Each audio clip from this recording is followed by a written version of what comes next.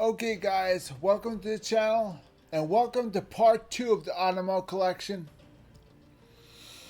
I had to collect my brain and scrape it off the floor, so I had to get some, you know, some liquid brains in me for the second part. So this happens to be one of my favorite collections. I love the way the mechs are decorated. The decorations on them are so unique. They're indeed unique. I love them. And the bolt-ons that they have, outstanding. They're truly unique. But the way the mechs are originally situated are not quite me. So the way I show you the mechs are the way that I set them up. I play differently than you do. So feel free to change whatever you feel like based off of your playing style. I have my own play style. I have my own thing that I like to do. I expect all of you set up your mechs based off of your playing style. Based off of the way that you enjoy playing. So, knowing that, with that in mind, we're going to keep this in mind and keep going. Now, the Yamato collection continues with the mech called Hamato Chi.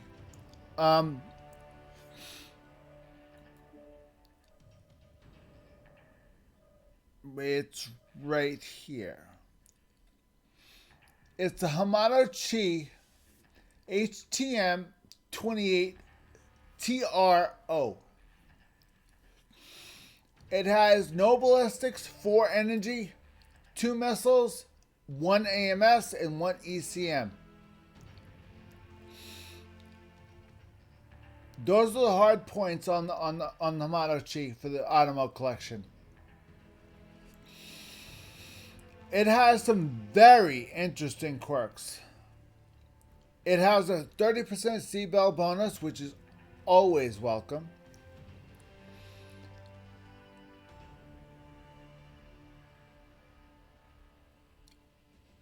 The other quirks, I believe, are because of our skills that we added in part 1.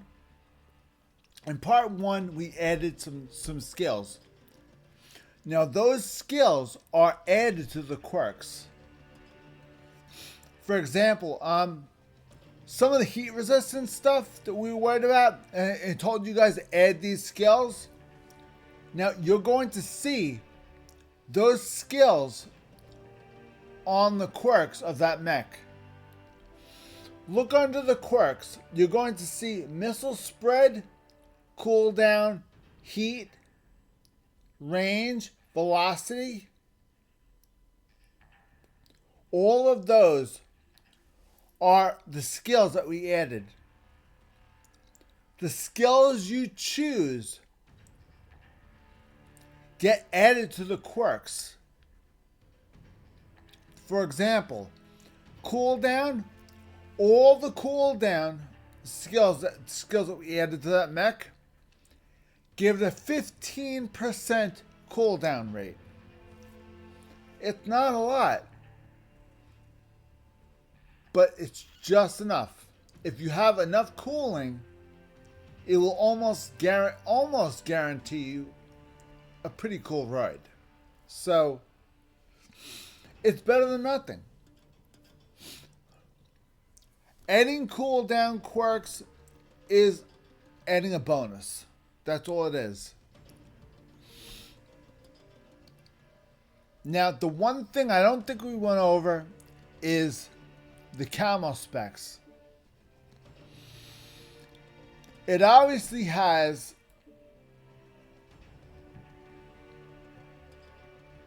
this built in. It has this it has the Hamanochi Battle Mech has this camo pattern included in the mech, and it is on the mech as we speak. Now the bolt-ons it comes with is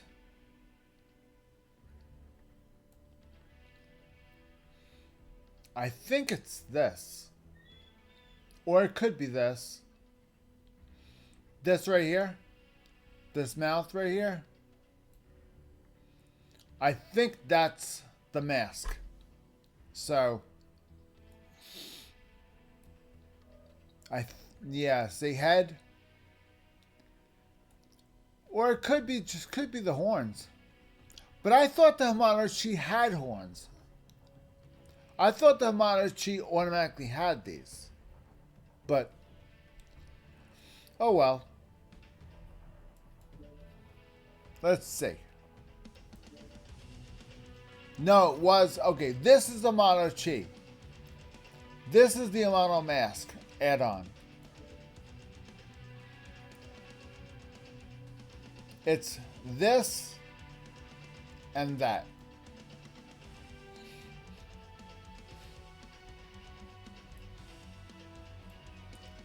Gives it a little bit extra. Now,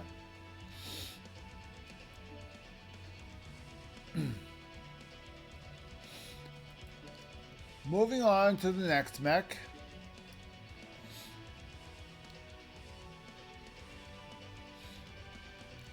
We went over this one,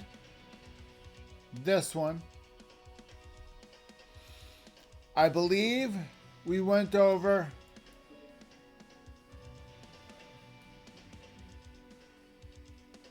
this one.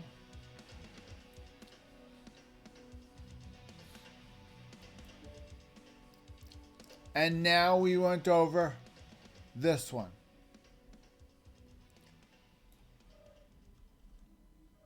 The next and last one, probably the most important one in my eyes,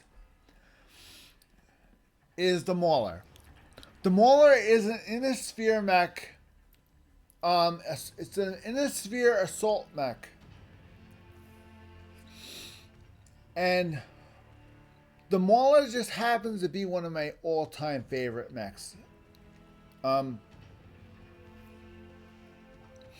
I believe the Mauler's history goes back to, I think, House Davion. Or maybe, I'd like to say maybe House Steiner. Either House Steiner or House Davion.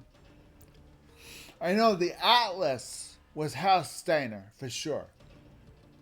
But the Mauler, I think it might be House Steiner or House Davion. One of the two houses.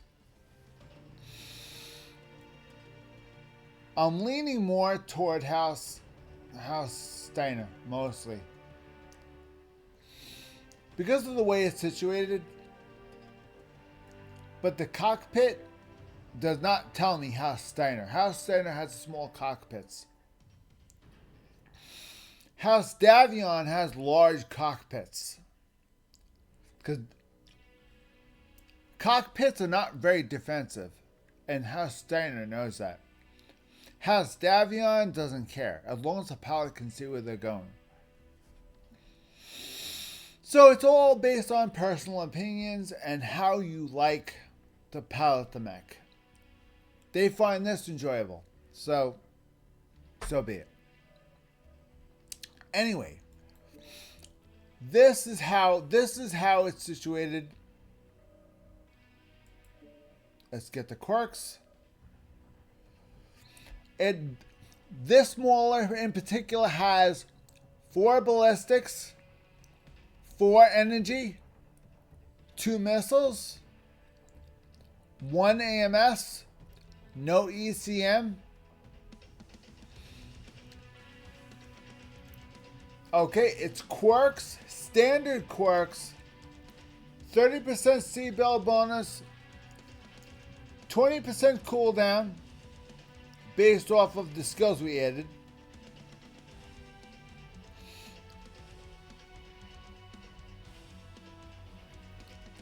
Its chance of jamming is down 20%. Its base structure is up by 17 points. And based off the skills we added, its NARC ammo capacity is up. LRM ammo capacity is up.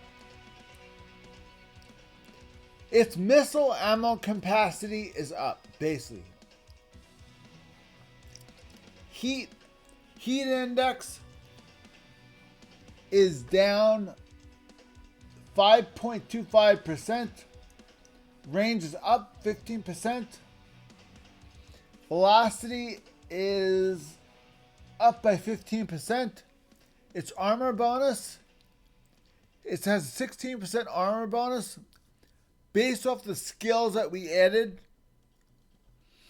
And its structure bonus is 33%. Its hill climbing is 15% better. And its chance of a critical hit happening if it gets hit is 32% less. So based off of the skills I chose for this one, this mech seems like it's a little bit more doable. Let's see what I did to this mech. First off, I used 2 standard PPCs, not ERs, standard PPCs. Then I used 3 double heat sinks, not 4, 3. I put, again, cases in the torsos like I usually do. Put LRM 20s in the torsos. LRM 20s. I put the big ones. Knowing I put the big ones, I made sure I had ammo aplenty.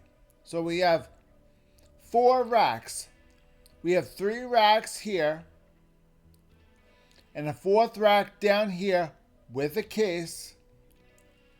We have a big galactic probe in the center torso with the targeting computer Mark 1 in the head.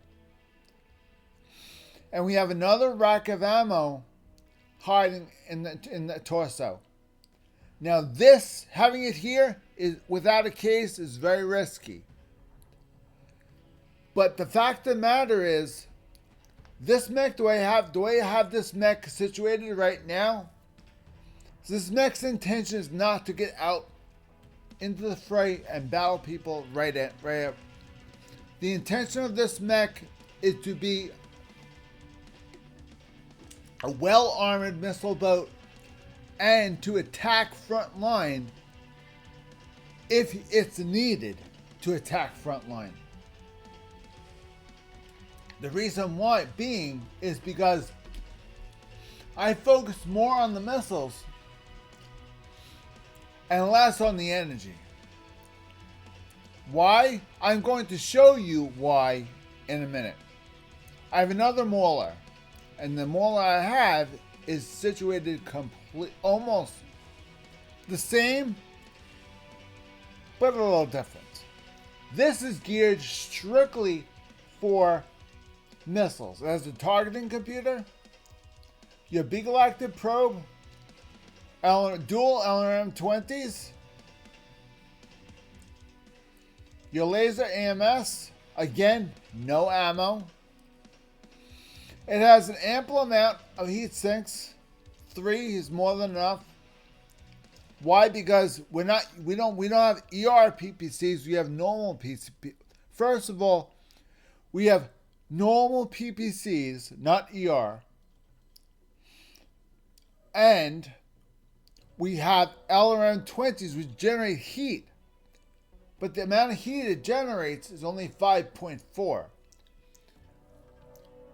a single PPC generates 7? That can't be right. Oh, I guess it is. Okay.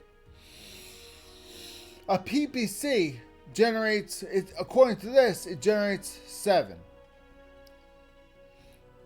Now, it may only be 7, but picture it this way. You fire that thing a good amount of times, that heat builds up. And when you have dual, like I have, that's 14.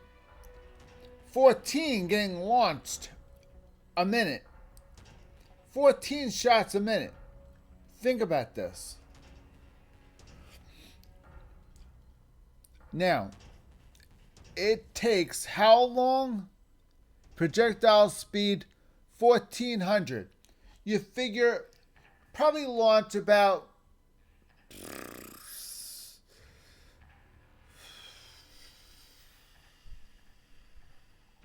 maybe about 6 per minute. You probably, with thinking positive, you could launch more than 6 or 7 per minute. We're just gonna say we're launching 7 shots of PPC per minute. Let's grab our calculator and figure out what the deal is. Let's do some math. Let's see. Calculator. I have to use a calculator because my brain is still not good. So a single PPC generates 7 points of heat. 7 plus 7 is 14. Okay? So let's say you fire 9 shots a minute. Okay?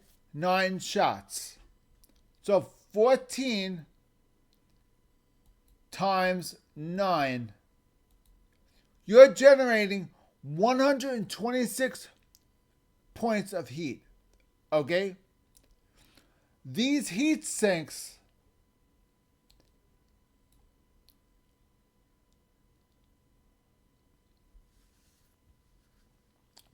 can dissipate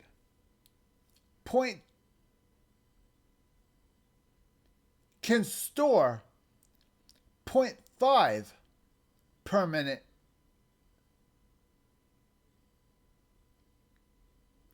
and dissipation rate is 0.22. So think of it this way. You're now generating more heat than you're able to reduce. So the amount of heat sinks that we need, the heat capacity is how much heat can the heat sink store before it starts affecting the mech. Okay? So all the heat that the mech generates goes right to the heat sinks. Okay, guys? So if you have a mech that has 10 medium lasers, right, per se, right? And you have no heat sinks. As soon as you fire all 10 medium lasers, where's the heat gonna go? Well, how many heat sinks do you have in your mech? So let's say you have 4 heat sinks you have in your mech, right? And let's say you have 4 double heat sinks in your mech. And the heat capacity is 0.5. So that's 0.5.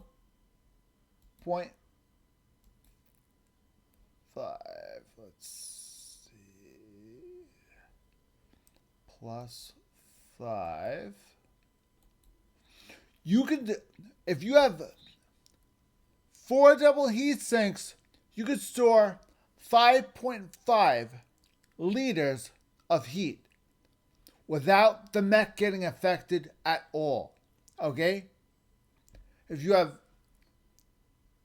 now it dissipates 0.22. Now we're going to clear this.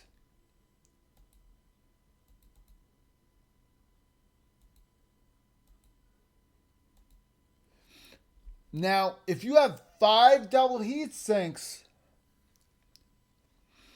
it's going to store five points of heat, and it's going to dissipate 5.22 points of heat per minute. So if you're generating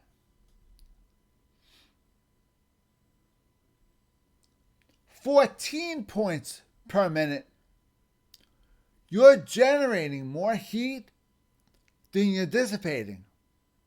So in reality, this mech that we have right here and now is generating more heat than heat's going down.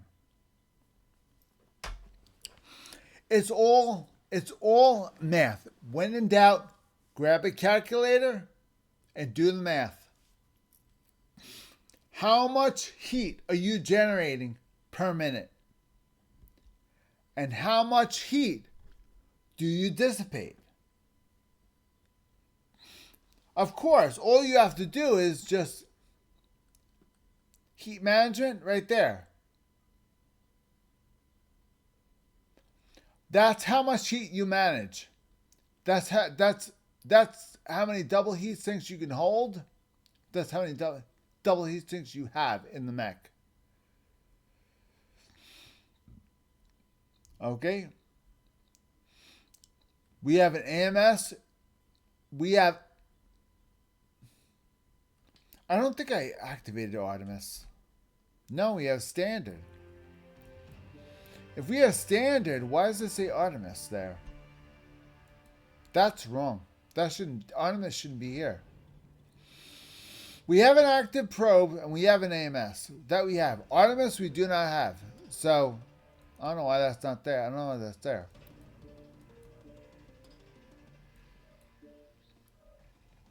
That's very odd. I find that very, very odd. So,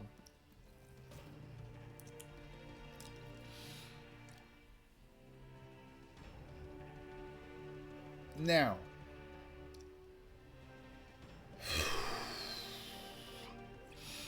we have an XL270. The reason why we use an XL270, the reason why we use an XL engine, period, an XL engine is larger. And because it's larger, it's heavier and uses up more slots. You're giving up slots for tonnage. By using an XL engine, you're using less tonnage, but the engine is twice the size. The engine is so big that it doesn't fit in the engine compartment, so it has to split up into 3 places. A part of the engine is here, a part of the engine's here, and it's right here. The reason why you put a case in your torsos is because if you ever use an XL engine, you'll automatically be safe. If God forbid your torso has an XL engine and you don't have a case and they blow your right arm off and it explodes, then what could happen? I'm not saying it will. What could happen is that the blast radius could hit the torso and damage your torso. A little bit, not a lot, a little bit. Enough to weaken it, which you don't want. You want your torso to be fresh. If you have a case on your right torso, blast hits will not touch it. because the case will keep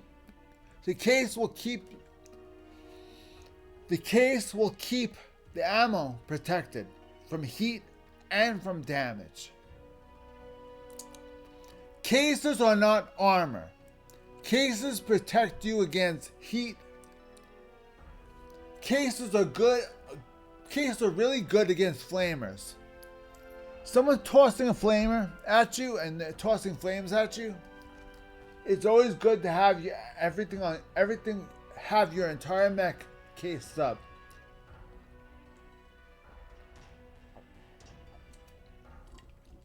Cases are very useful.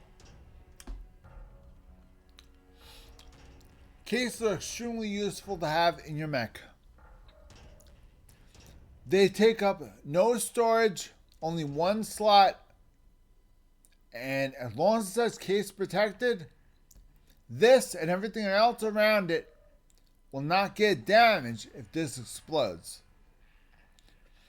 It will explode in a gigantic ball of flames. This will not take any damage. This will be scot-free, untouched. If they blow this arm off and then blow the torso with it, this will not take any damage, untouched. This is the main reason why I always tell you guys to always put cases in your torsos. Always put cases in the torsos.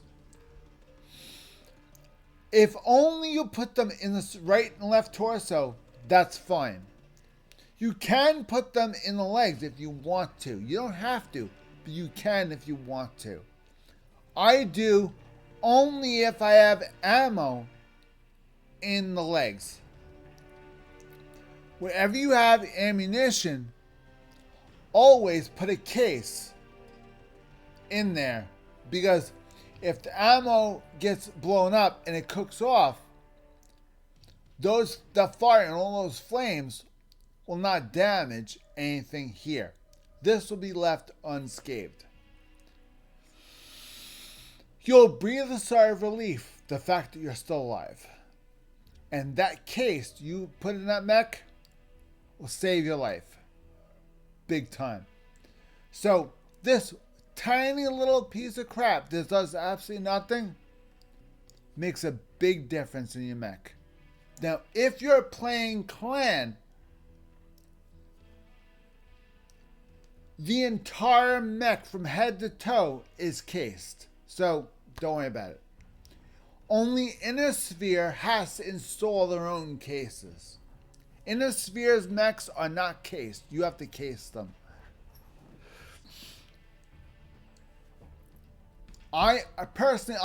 Me personally as a player, I used to be a mercenary. I'm no longer a mercenary. I am part of the Inner Sphere. So most of my mechs are IS mechs. So I have to insert my own cases. So if I play Inner Sphere, I always try to put cases here and here. And wherever else I have ammo. Now I want to put one here, but I figured if I put cases here and here, and here and here, I'm not too worried about this. Why? Because this is cased, this is cased, this is cased, and that's cased. Because all four of these are cased, I'm not really too worried about this. So I can put one in here and not worry about it. Granted, I'm going to go up like a Christmas tree anyway, but at least it won't be as bad. So, now let's look at the skills I chose. Now, this is 85% missiles, so naturally I did pick the full package of missiles. What I did do was increase the range. I did the full range. I did the full range because I had the LRM-20s. I had the LRM-20, which means I have 20 missiles firing in one volley, which means I have a lot of firepower leaving my racks. LRM-20s are very risky because they use a lot of ammo, which we don't have. So you have to make absolutely positive that that target is hitting. Even if it means splurging for Artemis. If you have to splurge for Artemis, do it. I didn't do Artemis. I probably could use Artemis, of course, but if we do want to use Artemis on this mech, simply just switch the missile guidance to Artemis, and then put an LRM-20 out. LRM-20 with Artemis.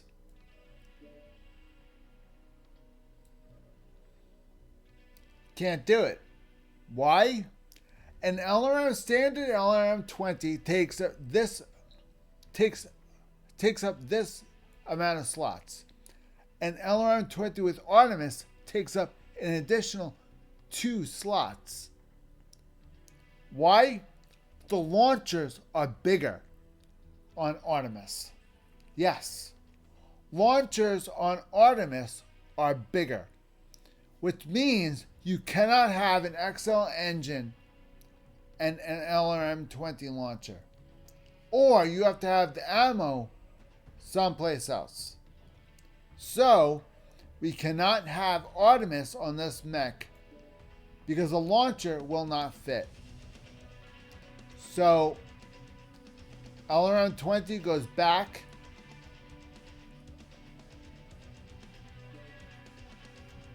The launcher for the Artemis is bigger. It takes up more space. Therefore, we're using less ammo.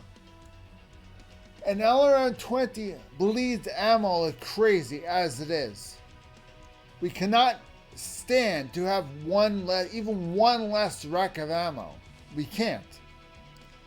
As it is, I'm taking a huge chance in storing ammo in an arm with no case.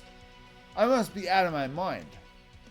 But I'm not worried, because that arm only has one heat sink and everything else is cased up next to it. So, God forbid if I lose the left arm, I still have 2 heat sinks on the left arm, on the right arm, and I'm good.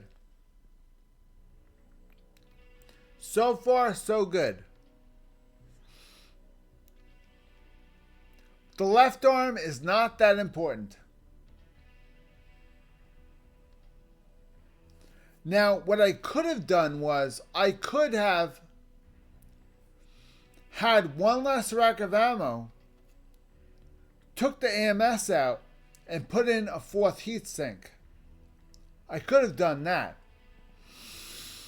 If I did that, that would have been smarter. Putting in a laser AMS, in my opinion, was a smart thing to do, because somebody wants to counter my missiles with missiles. I can counter. I can have a missile defense. In other words, if I want to get in the battle and not stay back and launch missiles, if I want to get in the heat of the battle, I can do that now. Why? Because I have normal weapons and a missile defense. So this can not only be a missile boat. This can also be a frontline fighter because of 1, 2, 3.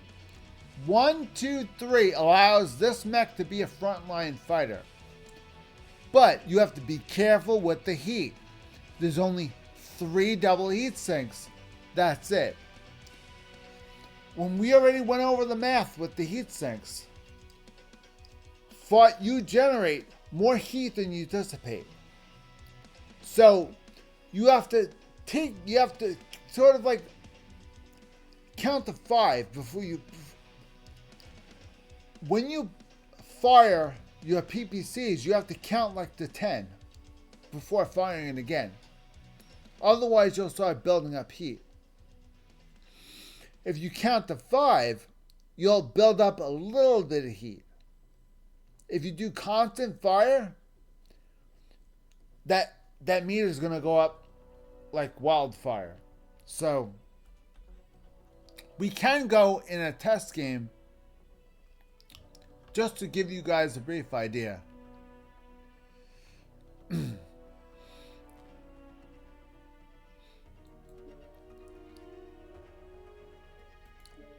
Let's go in a test game to show you guys, give you guys a brief idea on how the heat sinks work. Now, we already went over the math involved in the heat sinks. Now, let's see if my math is correct.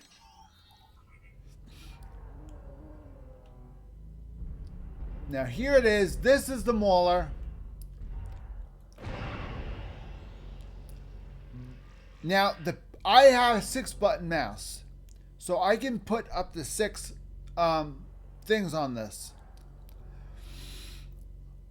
I decided, because I only have 3 heat sinks, I decided to play it smart. And I decided to have my PPCs on separate buttons. My left mouse button is my left heat sink. My right mouse button is my right PPC, and my missiles are on button 4 on my thumb. My LRM-20s launch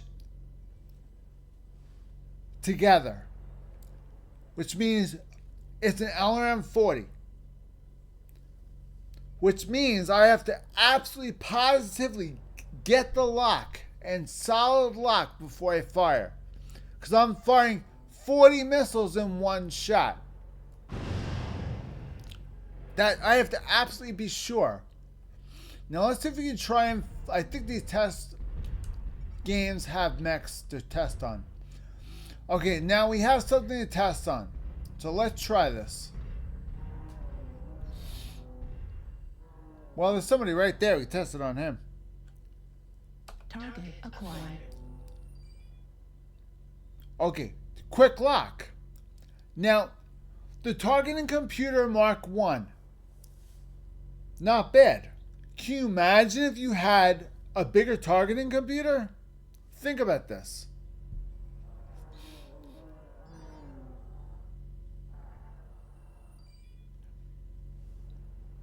Can you imagine if you had a Mark 3 or Mark 4 targeting computer?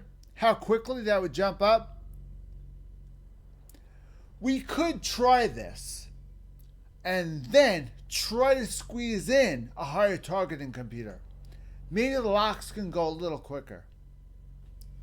For now, let's stick with this and see what happens. This is a light commando in front of us, standing in front of us. This is a light mech. I'm not expecting a light mech to last that long. It might take one hit.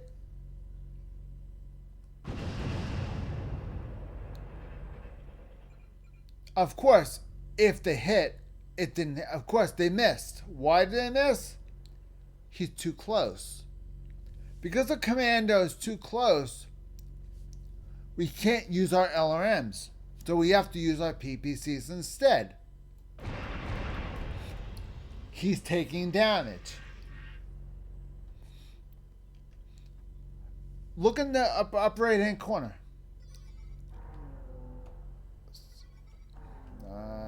I have no mouse. Wait, hold on. See that right there? Pay attention to this screen. Okay, while I'm doing this, I need you to pay attention to this. Okay, guys? This is the guy I'm shooting. I need you to pay attention. Okay, let's get back. Now watch.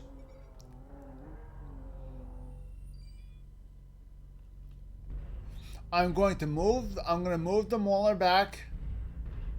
Stay in lock. And I'm going to try and get a lock from a distance.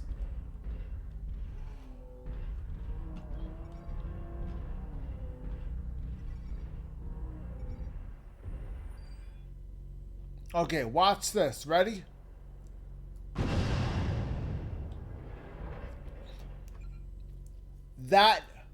Those LRM-20s damaged his front right arm.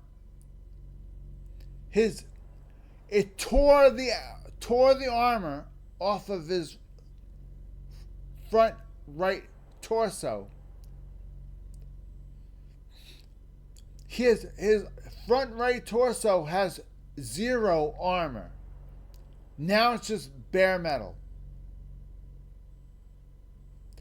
So the LRM-40 shot all 40 of those missiles at launch.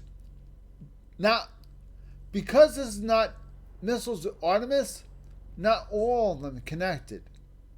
Otherwise, whatever those missiles hit, all 40 of them would have killed instantly. Because that is a light mech. And light mechs cannot take a lot of damage. And what I did was a lot of damage. Now, what happens if we hold down the button and just lace into him? Let's find out.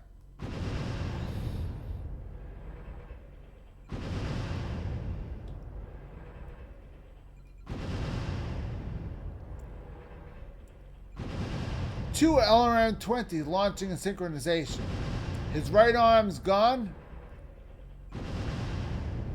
Armor got torn off his torso. His torso's getting weak. Oh, his torso is very weak.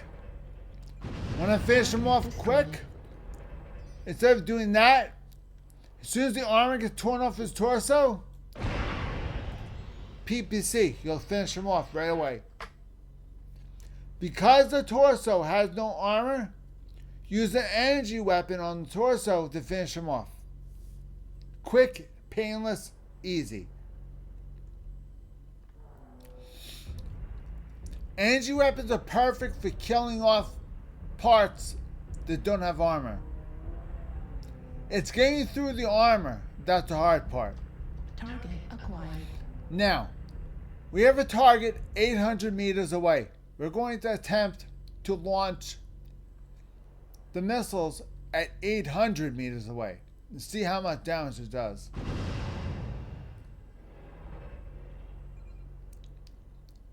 Now that's significant damage to only one shot. Why? I'll explain why. 2 shots. 3 shots.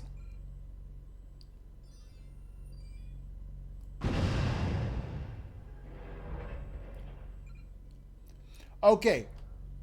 3 missile volleys. LRM-40. 2 LRM-20s firing in synchronization together. The fact that we fired 2 LRM-20s together, it tore the armor off both legs and ripped the armor off the right torso. The armor is weak in the right arm, and the armor is very weak in the torso, in the main core. I would have to say that you could probably leg him. Right now, you could easily leg him or tear his right arm off. Without even killing his right arm, right arm will just simply fall off. And that's it. Let's find out how bad this is going to be this next volley.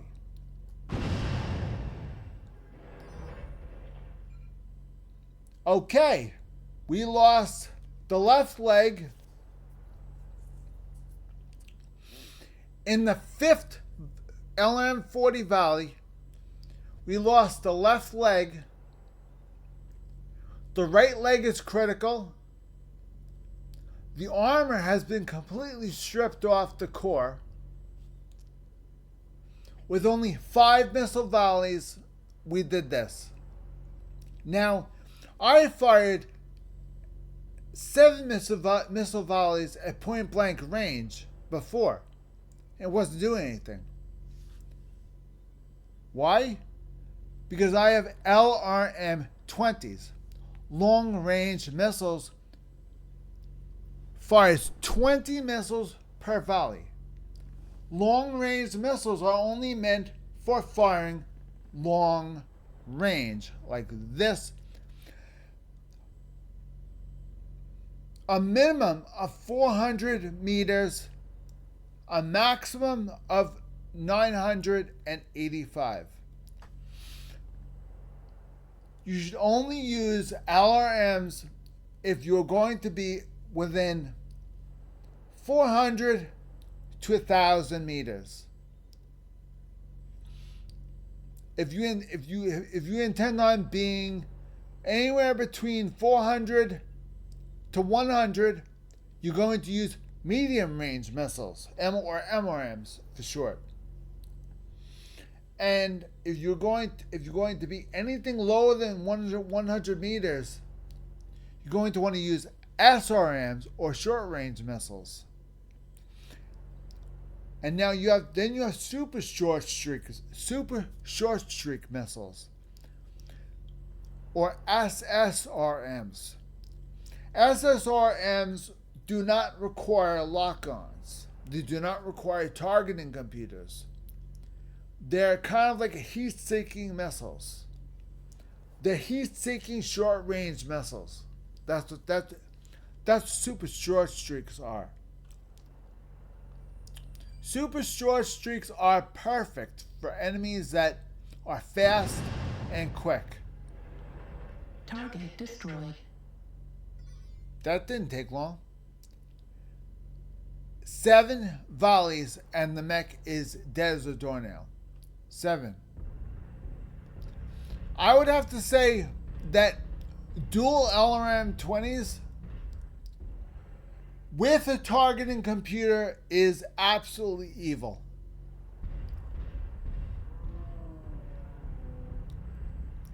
Now, let's try this in short range combat. Let's say somebody closes the gap on us in close range and we don't know what to do. Let's say a mech has closed the gap on us and is sneaking up behind us, and somebody blips the map radar saying to be careful of this area of the map. Oh boy. What do we do? They're so close together. Oh my God. There has to be something that can be done. Well, I'm going to show you guys what can be done with this mech.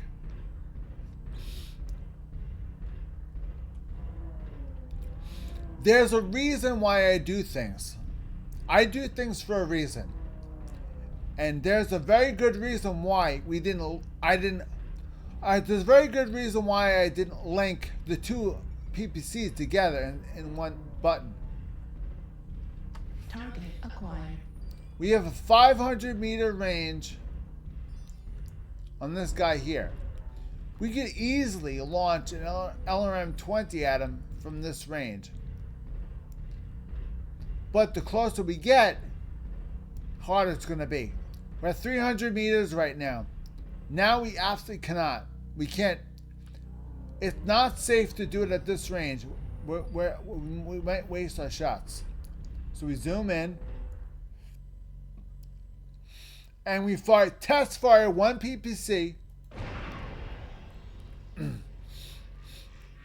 Now we fire the other one someplace else. See what damage is. Okay, and then we fire another one. You want to see what damage is where. That's the thing. You have to play around. You might not be able to do that. You really honestly might not be able to just play around a lot, but it's always good to know. The most vulnerable spot is the head. And for your information on a catapult, the head is right. That's the torso. That's also the head. The catapult does not have a head. The torso is the catapult's head. It seems like it makes no sense, but think of it this way.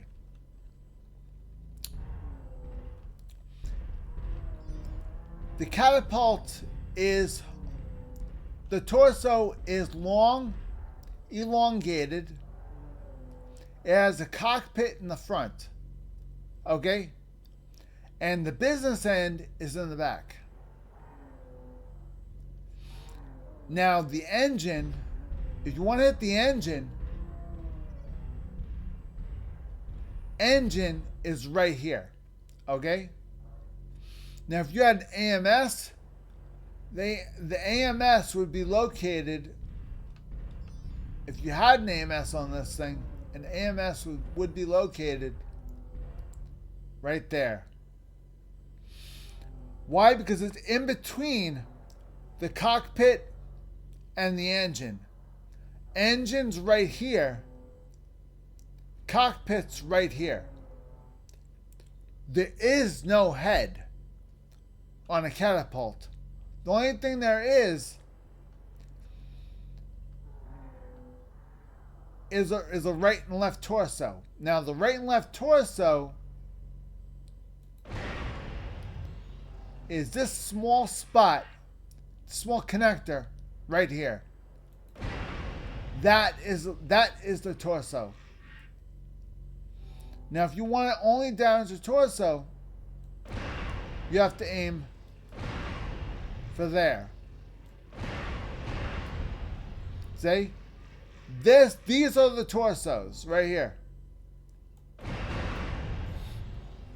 Now let's say you wanted to aim for the head. Well, we're going to aim for this. No, it did damage to the torso still. How about if we shoot? How about if we shoot the cockpit glass? Let's see what happens with that.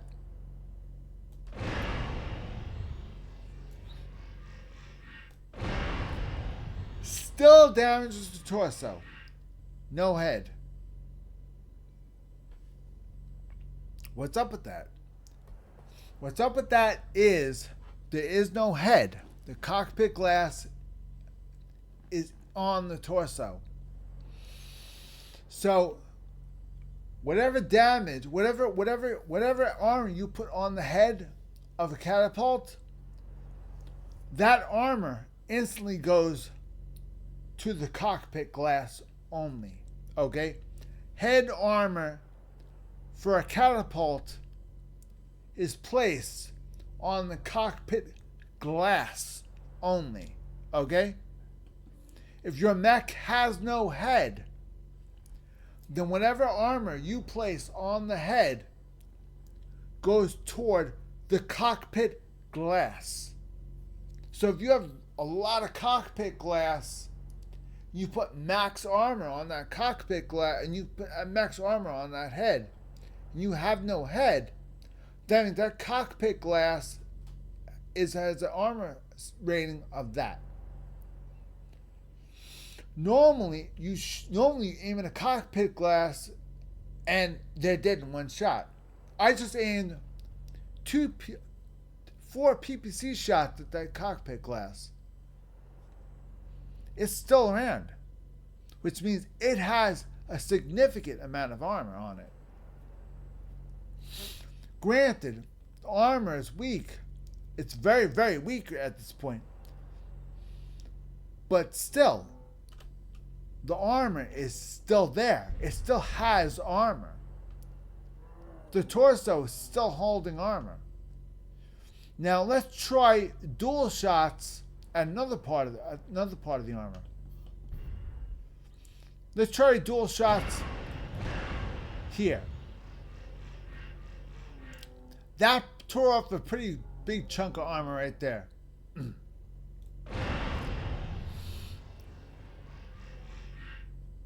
Now, if you aim at different spots, you would normally think, well, that's not going to damage.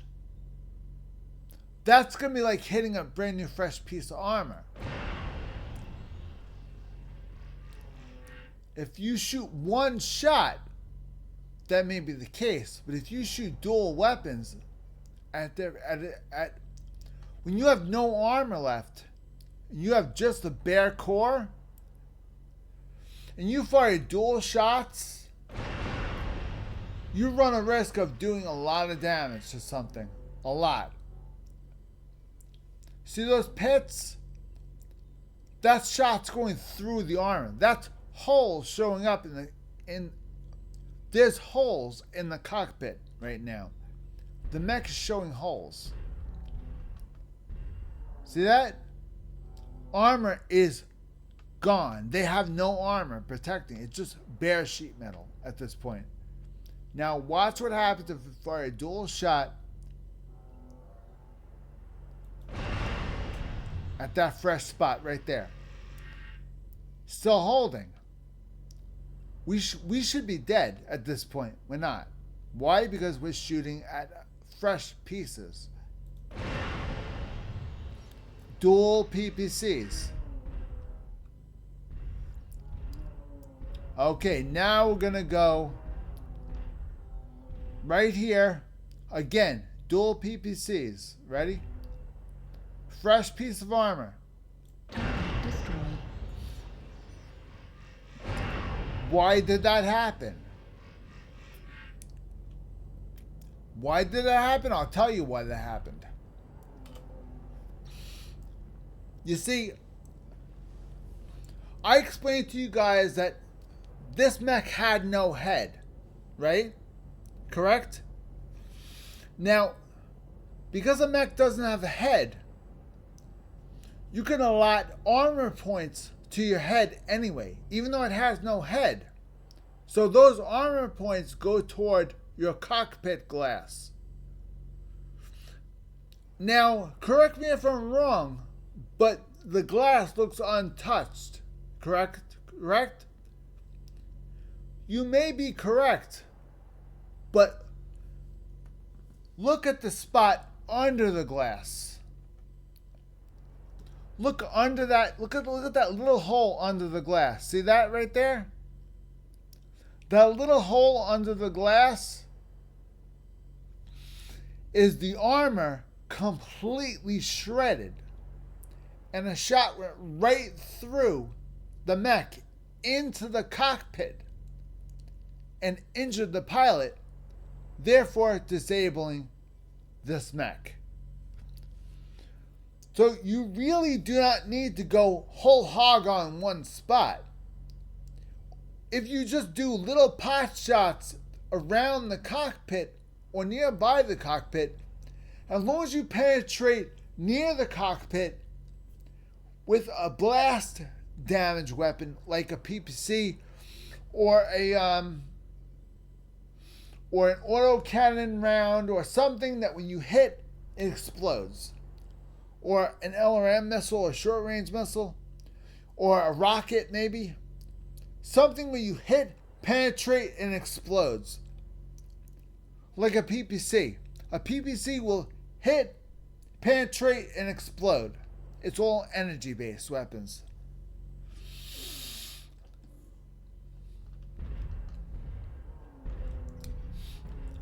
So that's basically what it is.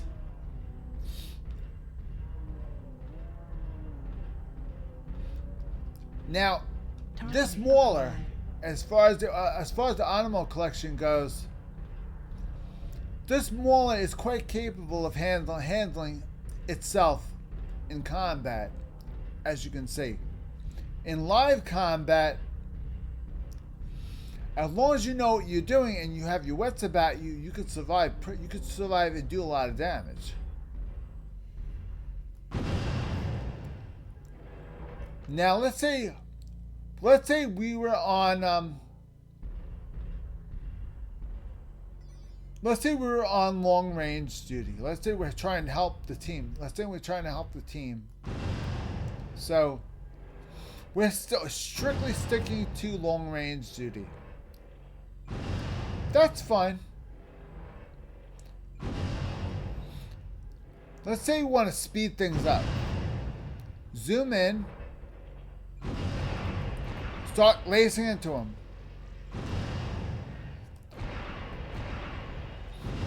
Fire the volley.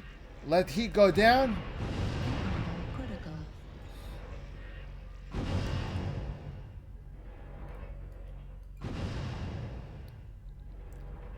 See? We didn't overheat. As soon as it said heat critical, as soon as it says heat critical, let it go down, then continue. Double volley.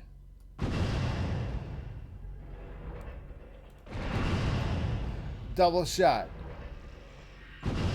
Wait for it to go down. Double volley. Double shot. Wait for it to get down to 30. Double volley. Double shot. Target destroyed. Heat management. You have to learn heat management. You have to teach yourself how to manage your heat without overheating. Okay, guys? We have a lot of heat management on this mech. So we can put more, but that means we have to have less firepower. So again, it all depends on how much firepower do you need.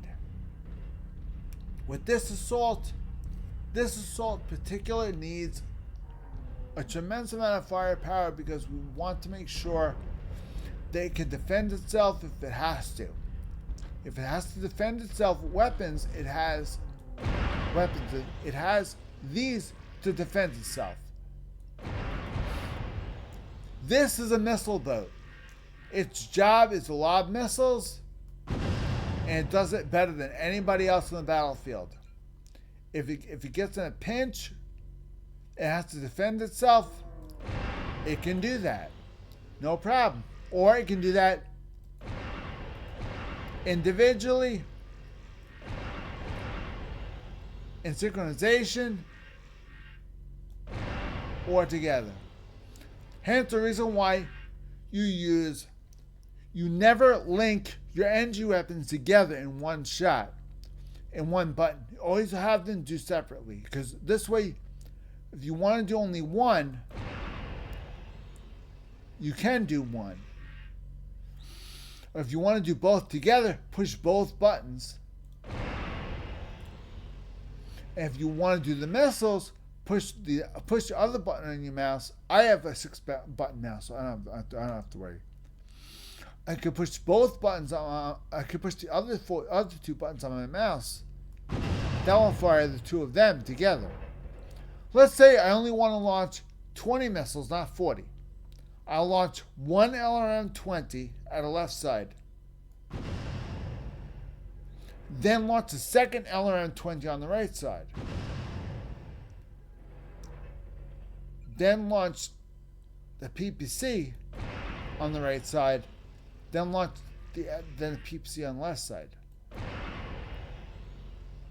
By doing that, the heat on the mech doesn't even go up once. Why? Because we went one at a time. Whenever you do this, the heat spikes out of control, as you can see. It's a devastating attack, but at a cost. Your heat is a cost. So you have to know if and when to fire and when to let loose and when to not let loose. This game is all about management. Management of your time, management of your heat, management of your armor. Armor management is very easily attained. All you have to do is keep an eye on.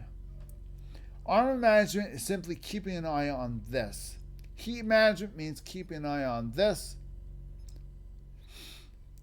And weapon management means making sure you have a mouse, making sure you have buttons on a mouse that can handle the amount of setups you have active. Right now, I have up to 4, but I have up to 4 setups set up right now.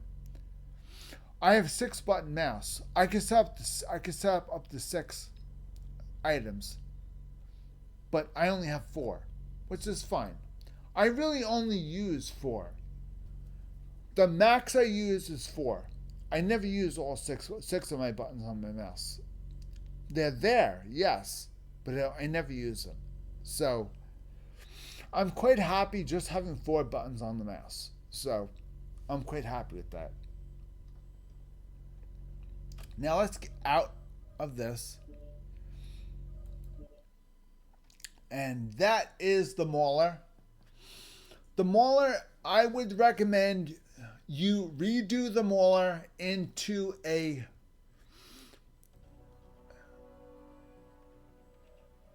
my recommendations to you, if I were you, this is what I would suggest.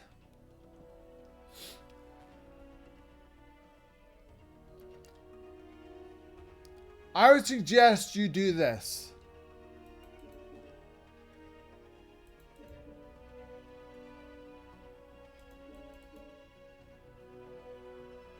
You watching?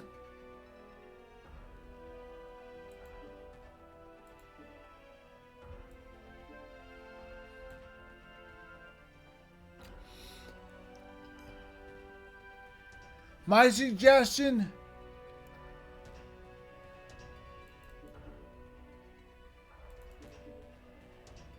is to do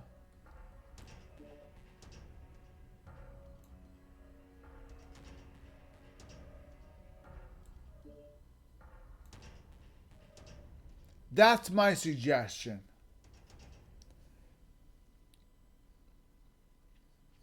If you're going to set this mech up, set up exactly the way you're seeing it right here. This is the most stable way to do it. You're adding 4 double heat sinks, a Mark II targeting computer, plus the B Galactic probe. The case is what they should be. But keep in mind, the only things that are really going to direly need heat management are the PPCs. So naturally, it makes sense to put the heat sinks where they needed the most. Now, missiles. There's a reason why I had each LRM-20 on a separate button. If somebody blew your left and your right arm off, you have no arms. All you have is missile launchers. And you fire a single LRM-20, you can back off and fire a single LRM-20 from a distance. And you really won't have to worry too much about, I mean, granted, the heat will go up. It will go up significantly. Thanks to the skills that we added to this mech right now, this mech has heat management skills. With no heat sinks in it, it will manage heat somewhat. Well, we don't have that many skills in this thing for heat management. What eventually, when we get there, we will get there. We should have this and this maxed.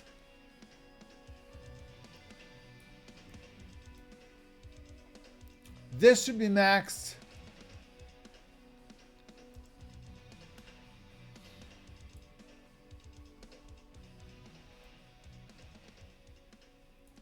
This should be maxed. This should be maxed. That should be maxed. That should be maxed. This and this should be maxed, and you're good. God forbid if all your heat sinks, if all your double heat sinks get knocked off, you can always depend on your skills for at least one shot every once in a while. And you could get to the back of the battlefield and fire off one shot every once in a while. It's not that big of a deal. It's really not that big of a deal. I really wouldn't worry too much about it.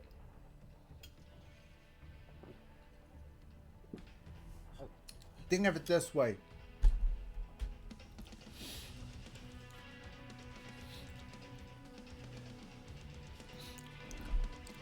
The first thing people are going to aim for is whatever's hurting you the most, okay?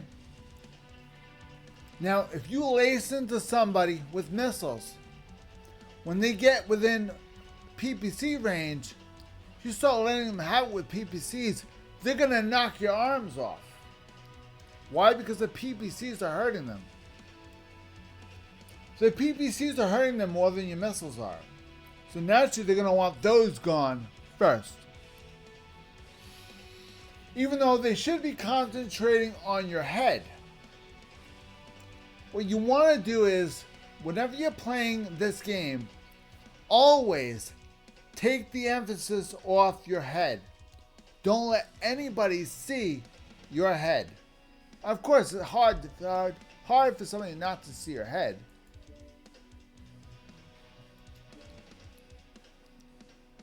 It's there, you know? It's hard for somebody not to see your head. You want to get the focus away from here. You want to get that focus somewhere else. Like here, here. If you're shooting these two things at the enemy, their focus is going to go from here to here. Why? Because these are hurting them. We're going to shut these up. So while you're firing at them, do not fire your missiles. Don't touch them. Pretend you're out of shots. Do not fire one missile.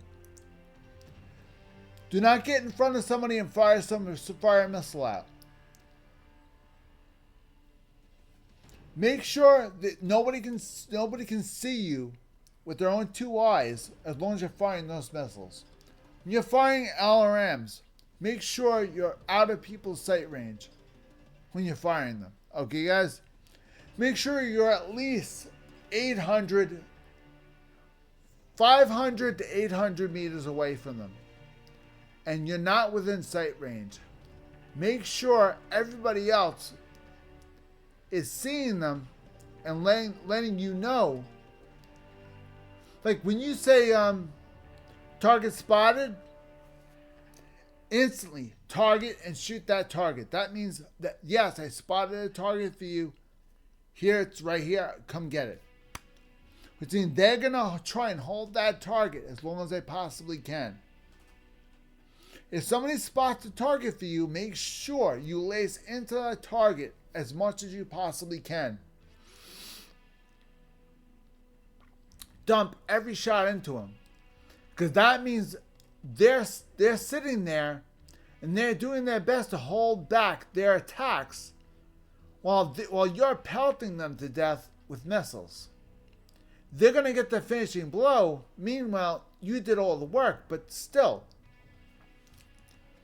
Even though people don't realize that in this game, even though you didn't get the kill, you get more credit for doing damage than you do getting the kill. Yeah. Oh, I got 10 kills in one game. I'm the best. Yeah, but I got 4,200 damage in one battle. You got 15. Big fucking whoop. I did 4,200 points of damage. You did 15. Big deal. 15 kills? You must have scraped off everybody else's. You must have killed everybody else's fresh meat. Sure, I weakened them. They killed them. Fine, let them get the kills. Let them get the glory. Guess what? When the game is over and we win, the amount of C-Bills I'm earning is more than what they're earning. Even though they got 7 kills, they're not getting as much C-Bells as I will. Why? Because I did the most damage. You do not get C-Bells for kills. You get C-Bells for damage only. They award you more C-Bells for damage done. Not kills, damage done. And spotting. When you push the middle mouse button, you say target spotted, you're getting C-Bells for spotting somebody. Okay? Every time you spot somebody, you say target spotted, you're getting C-Bells for that. Okay? Every time you fire a dual PPC out, and it does damage to an enemy, anything, even if you do half their armor off, and you didn't kill them, and somebody else does 15 points of damage and kills them, they get the kill. But you did 80% of their damage, which means you're gonna get credit for 80% of the damage, which means you're gonna get C-Bells awarded to you for doing 80% damage to them, and they're going to get, at the end of the game, it's going to say how many kills they got. That's it. You get no C-Bells awarded for kills unless you do a certain amount of damage with it. I just want you guys to know this. This is the truth. You get no C-Bells for a kill. Nothing. Unless you do damage up to a certain amount. If you do half or more and kill them, then you'll get credit. If, let's say 4 people do 25% damage and the last person kills them, that last person that killed them is going to think they got credit for the kill. They stole the kill. Guess what? Everybody's going to get the same amount of C-Bells. Everyone is going to get the same amount of C-Bells for that killing that one person. Even though he's getting credit for the kill, you all will get the same amount of C-Bells. Why? Because you all had 25% damage dealt to that one mech. That's the way this game works C-Bells. This game is very simple and very easy. So, this game is all about damage done, not kills. People are so obsessed over killing people in this game. It's not about killing people, it's about doing damage. And this thing can do damage like a bitch. I mean, think about this. Dual PPCs, dual LRM-20s. This thing is in it for the long run. Granted, this mech in particular might be a little squishy, so you leave it back. You don't get into the mix. Hence the reason why it has 2 PPCs and no lasers. I mean, if you really want to get technical,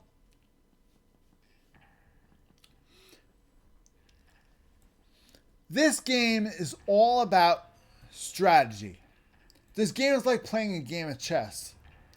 You have to know what pieces you have and what damage it can do, what they're capable of.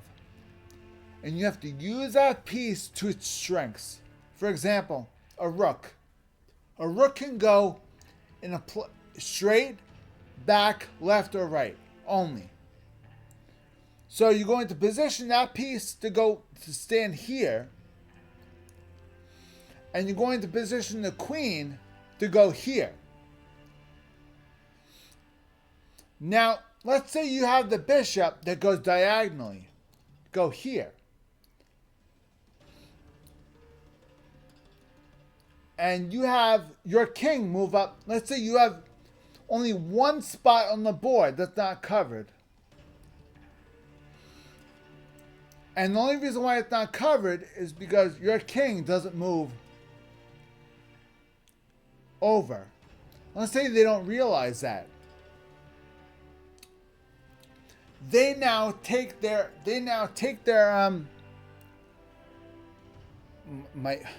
my brain's starting to fall apart.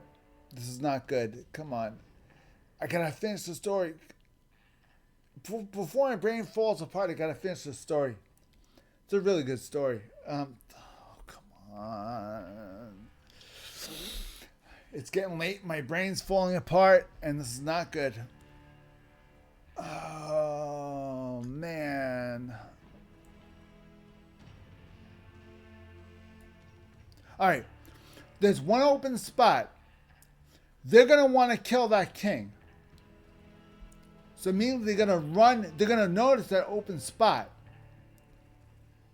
They're going to maneuver to the open spot and say check. And you simply move your piece and capture them. You don't have to call checkmate, because they put themselves in checkmate.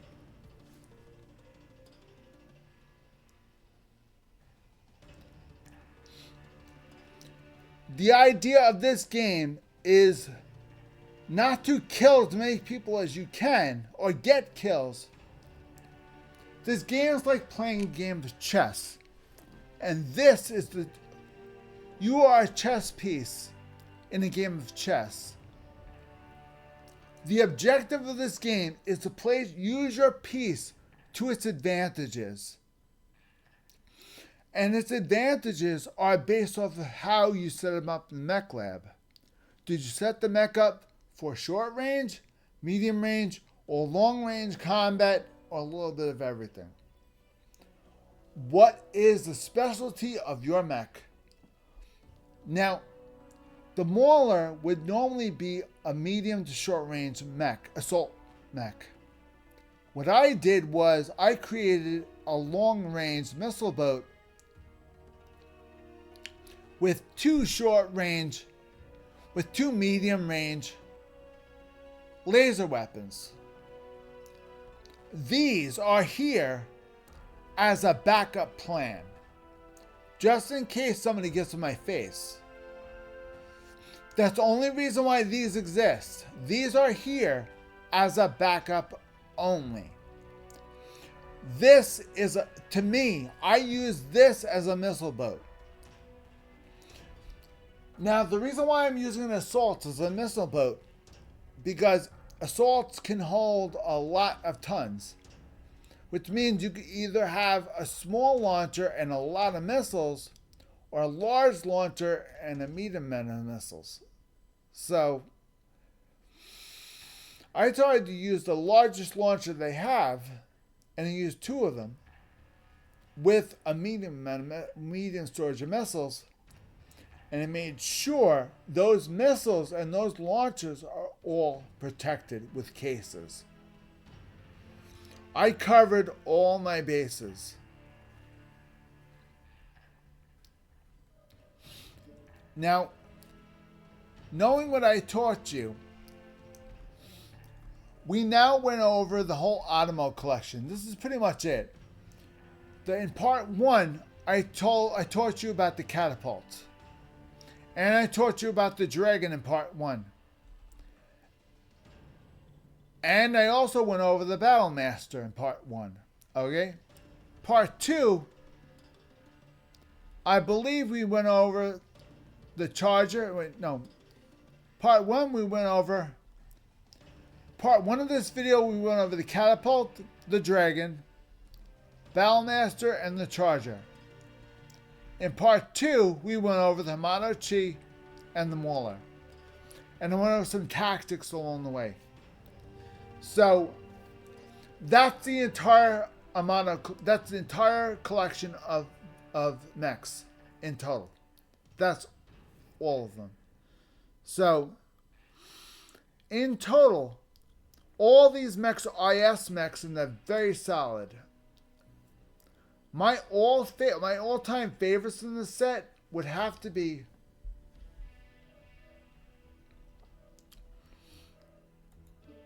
the laser catapult. Love this. I love this mech, and I'll tell you why. I said it in part 1, I'll say it again. The amount of heat sinks that you have you could put in this thing, and the quality of weapons you can place in this thing. You don't need a lot of weapons. You only need weapons that count. You need weapons that can fire often and rapid fire, and you need hard-hitting long range. So you put 2 ER PPCs and 2 medium X pulse lasers with a buttload, and I mean a absolute ass ton of heat sinks in this thing. An absolute crap ton of heat sinks. Put a sensor package in it and you got the perfect mech. This thing is absolutely beautiful. I could not ask for a better mech. The entire OTMO collection is worth its weight in gold. If you only use this mech, that entire collection is worth the money. This is the best mech out of that collection. By far, the best mech in that collection. This is my all-time favorite. This can do the most damage, and you don't have to worry about ammo. And you also don't have to worry about overheating either. The one thing you have to do is don't fire the weapons at the same time, and you'll be fine. If you fire them one at a time in synchronization, like PPC, PPC, laser, laser, laser, laser, laser, laser, laser, laser, laser, laser, laser, PPC, PPC, laser, laser, laser, laser, laser, laser, laser, laser, PPC, PPC. Give yourself a break once in a while. Allow the heat sinks to catch up. Don't just go ape shit on everything. Because if you go ape shit, heat sinks will not be able to keep up. Heat sinks cannot. Alpha strikes are meant as a last desperate attempt to save your life. That's what they're meant for. And for the love of Christ, never engage the override. I tell everybody, nobody listens. Everybody just pushes the override like there's some big hot shot, like they know what they're doing. If you know how to manage your heat, you won't need the goddamn override. The most experienced players in this game do not override the shutdown. They know how to manage their heat. If you know how to manage your heat properly, then you won't need the goddamn override. In fact, your mech will never even get to the point as overheating. If you know how to set your mech up properly, then you won't need the override. If you know how to play properly, you won't need the override. People who do not know how to set their mechs up and do not know how to play properly, obviously they need that override for the extra boost. But if you further get hotter, the mech will explode and you'll die with it. That's apparently what's supposed to happen. Because when your mech gets destroyed, when your mech gets destroyed, apparently you hit the eject button on the control stick and you eject out of the mech before it explodes. Now, if you push the override, you don't have the time to eject.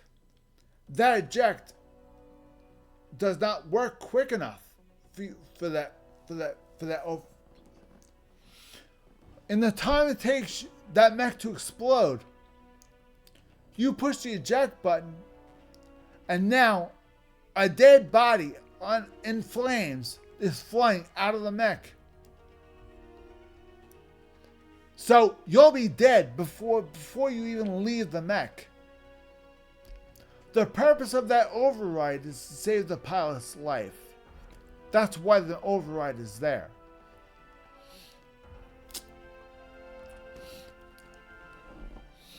For example, if you only need one more shot to kill him, push the override one more shot, and then just get ready to eject. He's dead. That's fine. Just get ready to eject. You're done.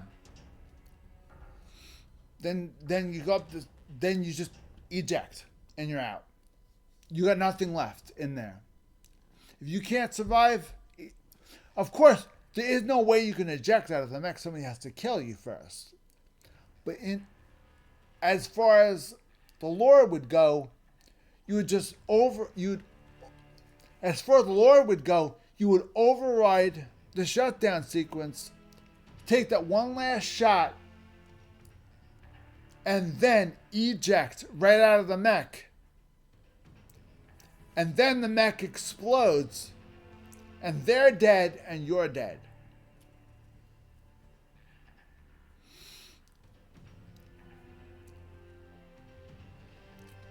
Hence, House Steiner used to have something called high explosives. They used to have a weapon called high explosives. And the mech used to be placed in the core of the mech. High explosives used to go in only the atlases.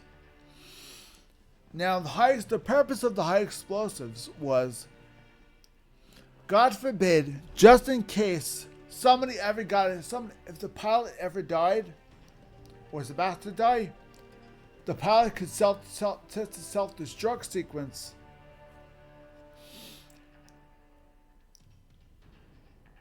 and try to bait enemies to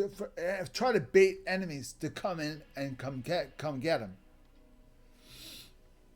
So this way the clanners would jump to a chance. The clanners would immediately jump to try and get that mech. So you call out, you're about to die anyway. You call out a distress call, and that's it. You push self-destruct sequence, the clanners get out of their mechs. Try to salvage the mech. The mech explodes. It kills the clanners. And now you have two perfectly healthy clan mechs ready for the IS to steal.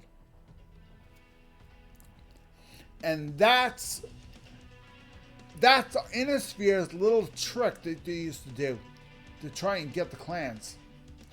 That's how the Innisphere gets clan mechs. House Steiner came up with that idea. If your mech is too far gone to be salvaged, set the self-destruct sequence and simply eject. That's it. Now, by setting the self-destruct sequence, you're not letting the clans get their hands on that technology. The one thing House Steiner was very good with was not letting anybody get their hands on an atlas.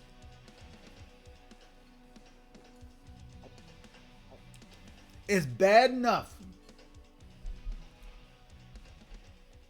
that House Davion lost their archer, the Clan Wolf. And I believe I did a video on the Wolf Dragoons before. I'm going, when this video is over, I'm going to put a MECHWARRIOR Online playlist on the right hand side of the screen. It's going to say MECHWARRIOR Online. I think there's going to be a Wolf Dragoons video. Check if there is, check it out. The Wolf Dragoons is a very interesting story. It involves the Star League. Wolf Dragoons came out during the Star League. And House Steiner, House Davion, at the time, they were not House Steiner, House Davion. They were part of the Star League. But they are what's now considered House Davion and House Steiner. Those two areas got together and they made mechs, as you see right now. And those mechs that they made, that members of the clans were able to, well, clan didn't exist back then, but now, today, they are clan members.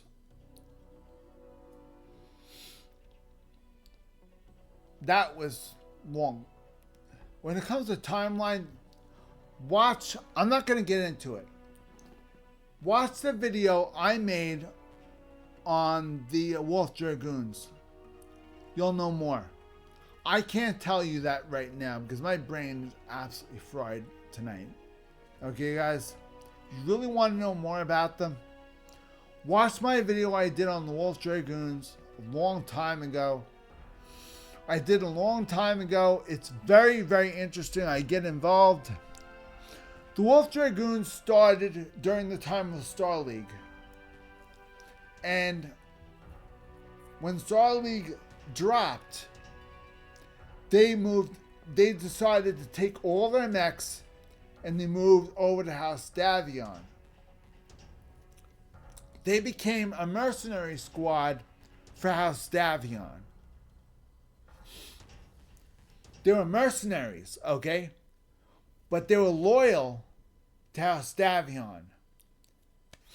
And House Steiner said, okay, well, you're loyal to them. We're kind of both on the same side. So, if you need help with your mech, if we can help, let us know. Okay. So, if any of their mechs needed, if Davion couldn't fix any of their mechs, Steiner would help them out. And so, they became a House Davion mercenary squad and then became an IS mercenary squad. But then when the clan started getting really into it, they started helping the clans more and the Innisphere stopped helping them more. And when they left the Innisphere and moved over to the clans, Innisphere completely disbanded their mercenary squad. So House Davion completely said, we're gone. And that was the end of it. Now, this squad, this band of mechs, the OTMO collection, I don't know much about these guys. I don't know much about the storyline behind these mechs. Honestly, I think these are cool looking. And the way these mechs are situated are different. They're a lot different than some of the standard ones. Having two PPCs on the shoulders instead of missiles is very, very different. think of it. Look at a catapult, okay? Does this look familiar to you at all? At all? Does this cockpit here, you're seeing right here, and those legs, does this look familiar? It should. Ready? Check this out. I'm gonna blow your mind. No, I don't have the. No, I don't think I even have that mech. I'm gonna have to go to the store. I don't even have that mech. I'm gonna blow your mind. Ready? I'm gonna show you a mech that looks similar to the catapult, except it has arms. Okay?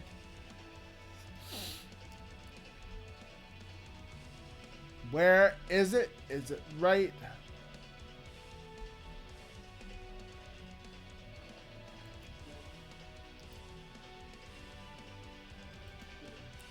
Welcome to the catapult with arms. That is the catapult with arms.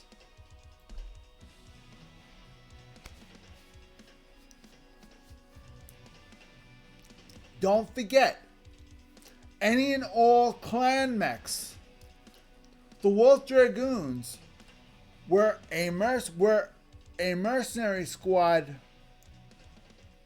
first. But they were loyal to House Davion when the clan war started. Because of that reason, they were given mechs. They were given Innisphere mechs. They were given full rights to Innisphere mechs. They were given working Innisphere mechs to use at their leisure. So, the Wolf Dragoons were the very first clans that had mechs. And from there, they developed their own mechs after looking and studying the mechs they were given in that mercenary squad. They developed their own mechs, like the Timberwolf here and the Mad Dog. The Timberwolf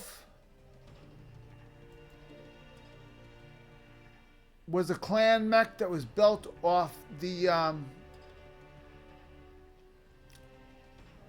this was built off of the same chassis or the same idea as the catapult. The only difference between the Timberwolf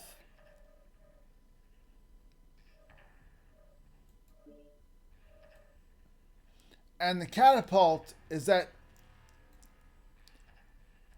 the catapult has no arms.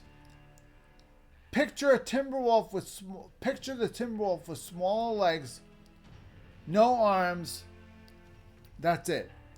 That's a catapult. So they pretty much the clans had Innisphere mechs, working Innisphere mechs, and they backwards engineered those. They engineered their own mechs based off of those Innisphere mechs, because they could no longer get repairs or parts for those IS mechs, so they were unable to use them. They couldn't use them anymore because the Innisphere was no longer able to help them get them running. So therefore, the Wolf Dragoon squad, unless they stayed a mercenary, they were not going to get any help with their mechs. So the mechs were just going to go to hell at this point. If they get destroyed, they got destroyed. That's it. They would not have Innisphere to help them because they already helped the clans. Even though they're mercenaries,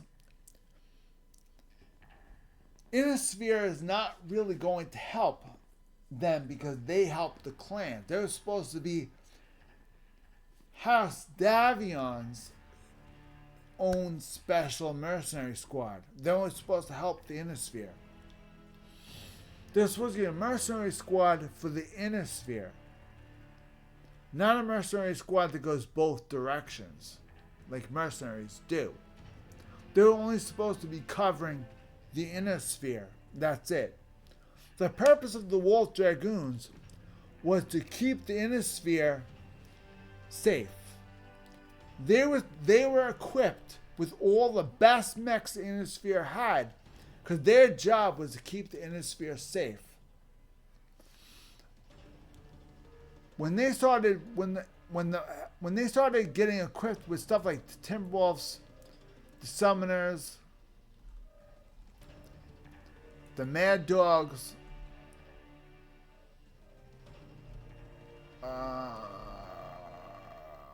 Nova, Kit Fox,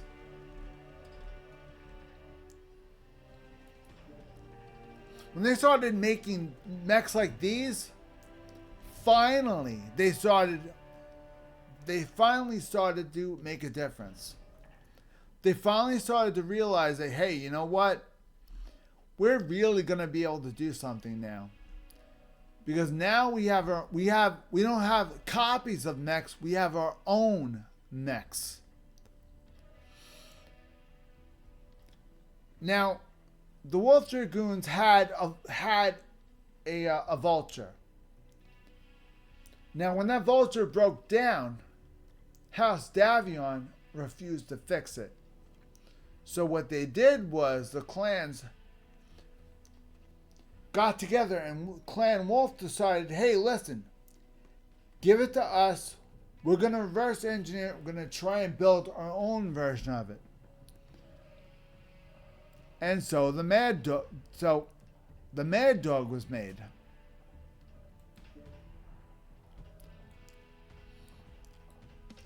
Now, the Vulture has doors here and here, okay?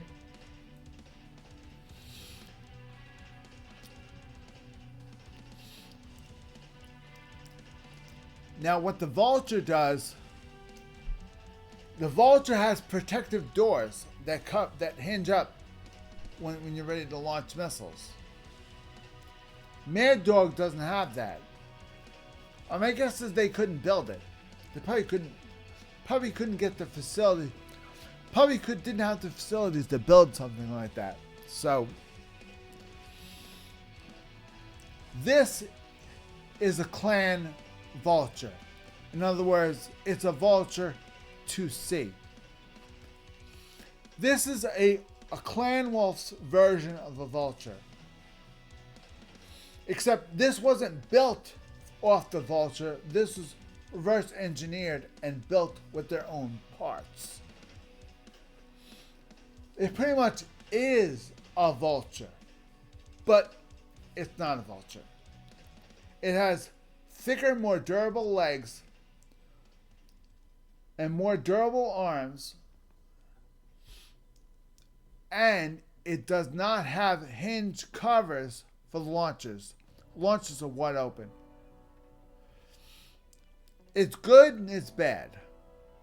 It's good because you can launch missiles 10 times quicker.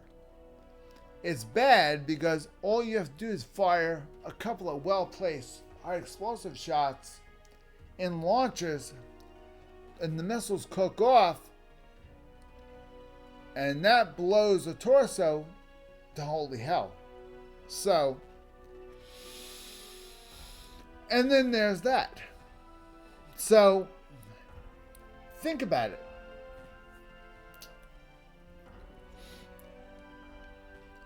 Clan mechs, they built them to kill things, but they did not build them to survive. Innisphere built their mechs to protect the pilots at all costs. That's the whole idea behind Innisphere mechs. The pilot's health comes first when it comes to an Innisphere mech.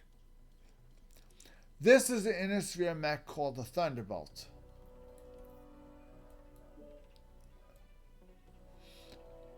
Now, the safety of the pilot is always paramount. These are rockets. Rockets get manually launched. That's fine. It's a shoulder-mounted rocket launcher. That's fine. You have an AMS right here. Right here, you have your dual guns and your lasers on your arms and on your torso. So all in all, this looks like a good healthy mech. It has nice thick armor on the legs and on the torso. Arms, torso, and legs are very thick. The weak part is the cockpit right there. Cockpit glass is huge. Why? Because the mech is very wide.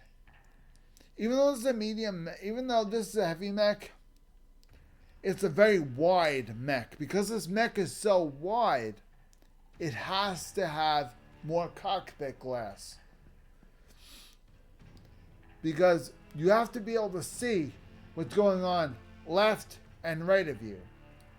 They don't have cameras. You can look out at the cameras. They don't have that. Now, if they had cameras, they wouldn't need a cockpit glass that big. You could just have what the Atlas has. Just a tiny little window that the driver can look out of. That's it. But if you don't have cameras, you need a wide cockpit like that. And that's the drawback. That's where you lose your crew, right there. So, although the inner sphere does take care of their soldiers, their mechs, the earlier mechs, you will notice some of the cockpits are sort of wide open. Now, the Summoner. The Summoner is the earliest made clan mech in history. I believe Clan Jade Falcon, I think, made the Summoner. I think Clan Jade Falcon made the Summoner first.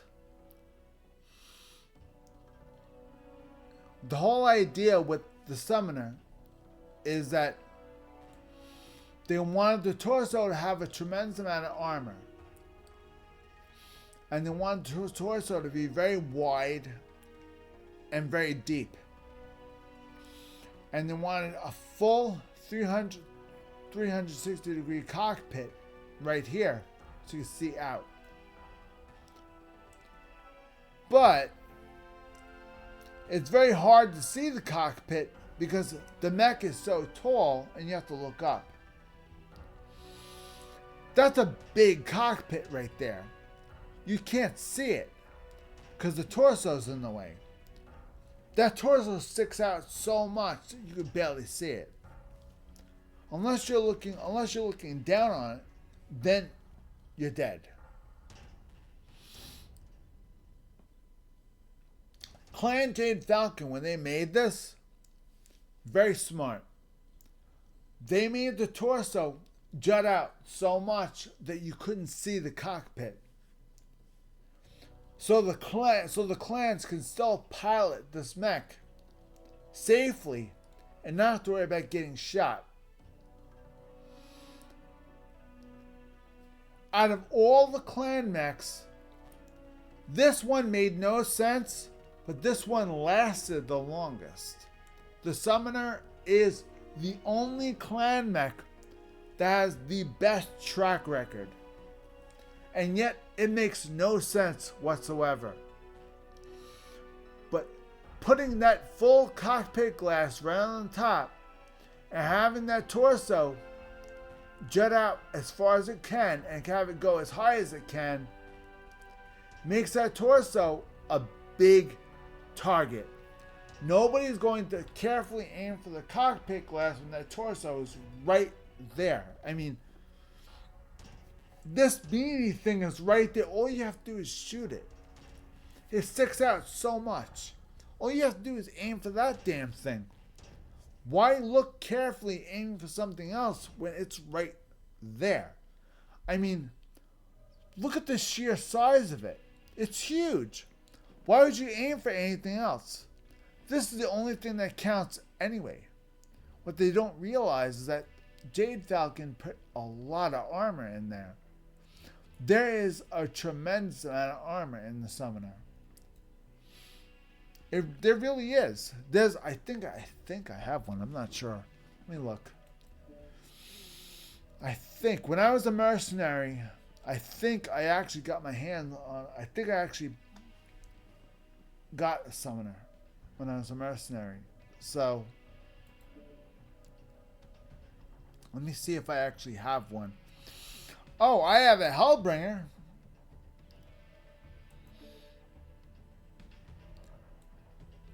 This is I'll go over the Hellbringer in a little bit.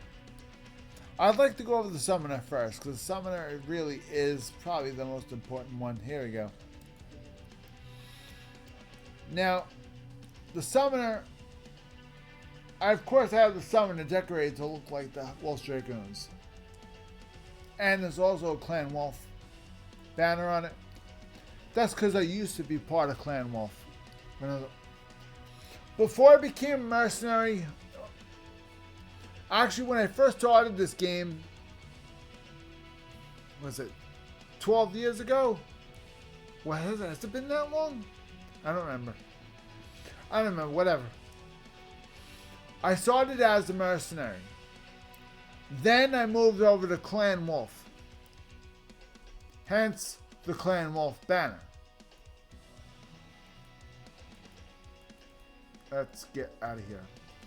Hence the Clan Wolf banner. I moved over to Clan Wolf. And I had a full drop deck of clan mechs. I actually still do. I still have a full drop deck of clan mechs.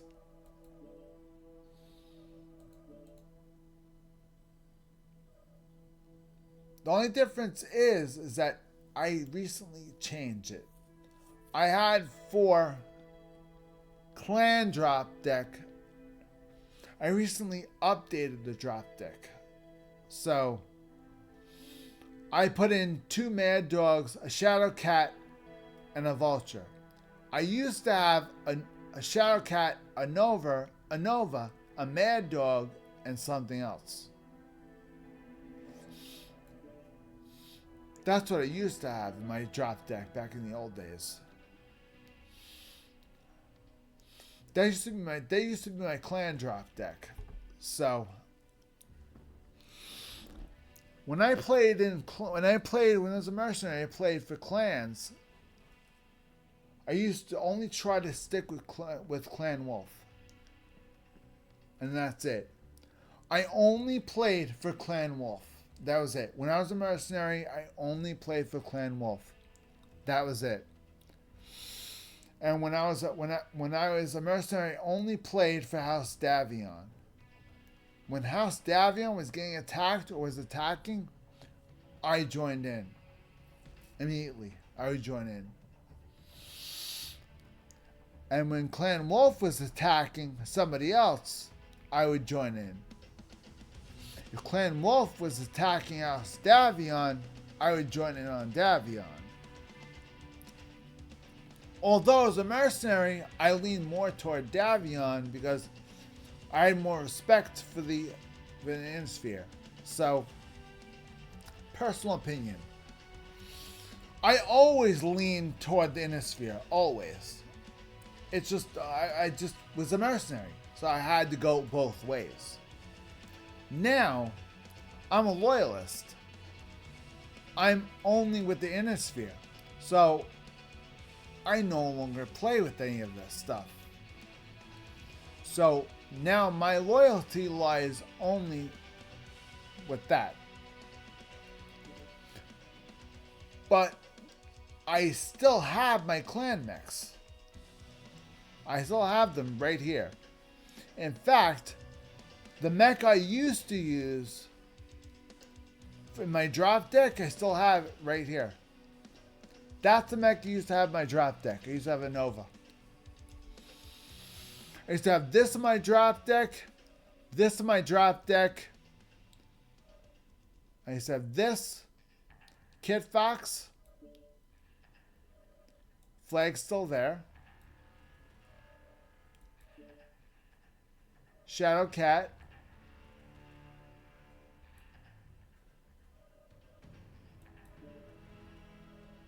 three, Nova, 4, Mad Dog, 5, Summoner.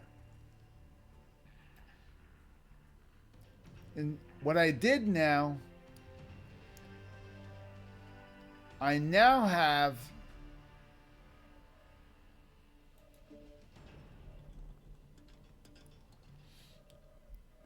this one, the Clan Vulture from the Wolf Dragoons pack. The regular Mad Dog.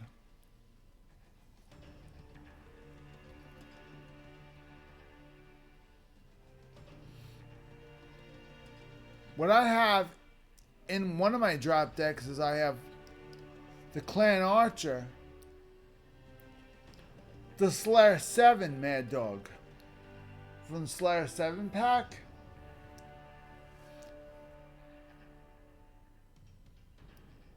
and I think I have the Shadow Cat. What I should do is I should make Shadow Cat, that's 1. The regular Mad Dog, that's 2. Summoner, that's 3. I should remove the Clan Archer and actually set this Hellbringer up. This mech I had just purchased because I had spare C-bills. I don't think I really set this mech up yet. Before I log off, before I say goodbye for the week, maybe we'll work on this one together. Granted, I'm a loyalist. I don't really work on clan mechs, but I had this mech for a long ass time, so I don't think I've ever really worked on it.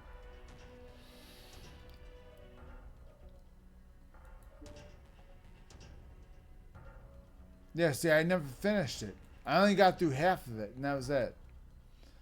So now, when you have a clan mech, clan mechs are different, a lot different.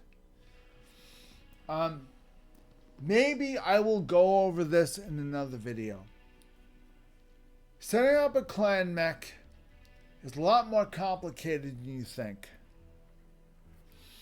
And I think it's a lot more complicated I think we should have a dedicated video on how to set up a clan mech. Because Innisphere mechs are great because they are the way they are.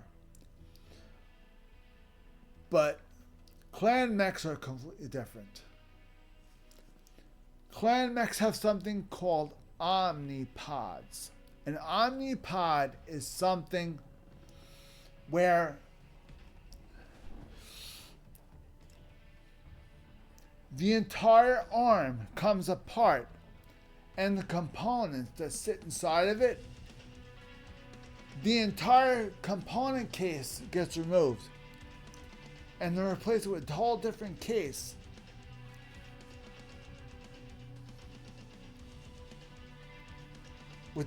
That can hold different parts. Each one of those cases is called an omnipod. Omnipods are listed for clan mechs only, are listed right here. This omnipod has one laser hardpoint.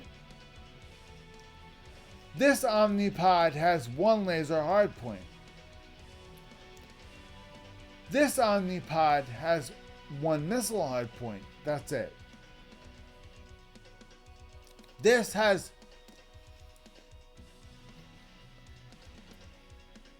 two laser hardpoints.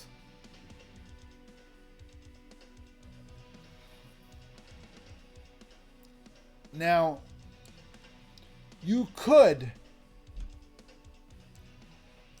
if you didn't, let's say you only wanted all lasers.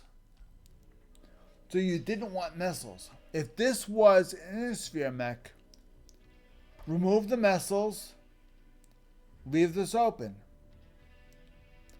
With Clan, you don't have to do that. Click Omnipods, left torso, Hellbringer, left torso. Choose what hard points, choose the hard point set you want. And simply purchase and then swap. And set that new part up. That's it. Then you basically have a new left torso.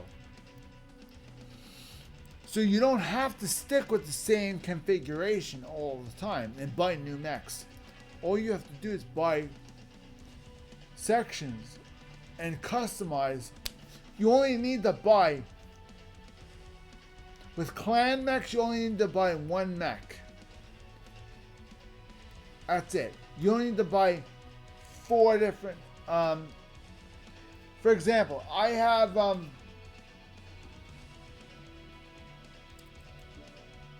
perfect example. I want to show you guys something. Light mechs.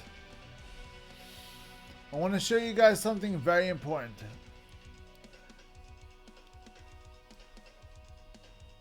I have a lot of urban mechs. I have 1, 2, 3, 4, 5, 6, 7, 8, 9, 10, 11, 12. Why do I have 12 urban mechs? Why? I'll tell you why. Because the urban mech, to everybody in this game, the urban mech is a joke. It kinda is. It's my goal in this game to prove that this mech is no longer considered a joke. I'm hell-bent on proving that this mech can keep up with anything. As long as you equip it right, as long as you have the right variant, you can make it do whatever the hell you want. I have one that has all lasers like this one. I have one that's a missile boat. It's a missile support system. It fires missiles from long distances. I have a regular average. I have one that goes fast, but only has guns, kind of like a run and gun type of guy.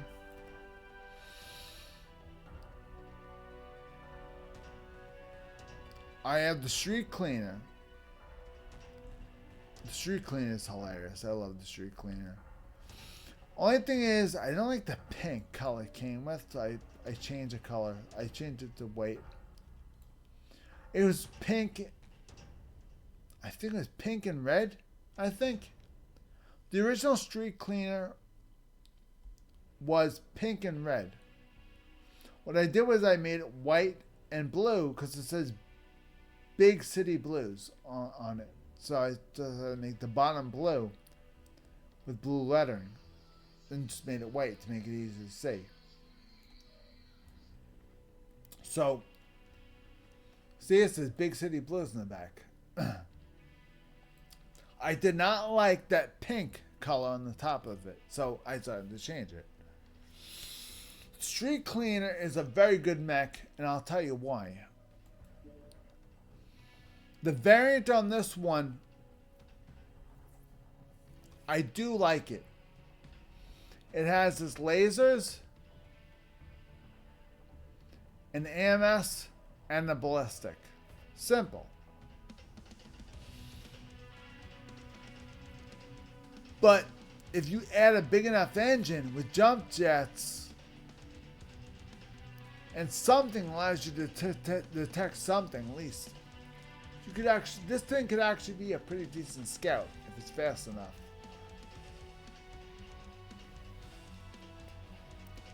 If you make this thing fast enough, this could be a pretty well-made scout, if you really think about it. You really have to try.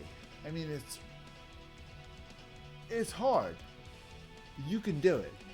You have to really try to make it, really make it look like a scout. So, the Street Cleaner is probably the best urban mech to make a scout. But you have to play around with it a little bit, you know? Some stuff put in, some stuff you don't put in. Like, you want to put in a ballistics, put it in. You want to go all lasers, put that in. You're going to put in both, you're going to have to sacrifice firepower in one of them. So that's what I did. I sacrificed the ballistics by putting a light machine gun. I figured, God forbid something happens, at least we have a backup. Light machine gun is the backup weapon. Not a big deal. You have to really think about backups because somebody could take your arm off. Somebody can take your arm off. Somebody could take your torso off. Somebody can take both arms off. As long as you have a weapon on your torso, you're good. At least you've got something. I don't think this weapon has torso. No, this weapon doesn't have any hard points on the torso. So, if I get my arms taken off, I got nothing to defend myself. So I'm done. So all I can do is scout. That's it. So at that point, I'm done. So that's why it's always good to have mechs that have at least something on the torso to defend yourself, just in case. Anyway, that's my video series on the OTMO collection. I got off on a tangent from other stuff. OTMO collection is a pretty decent set of mechs. They give you a lot of good mechs with that one. I will tell you this, they give you a lot of good mechs with the OTMO collection.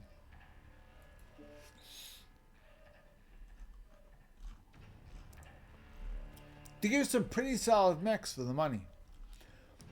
For that $20-something, you're getting a lot of mechs. You're getting that heavy.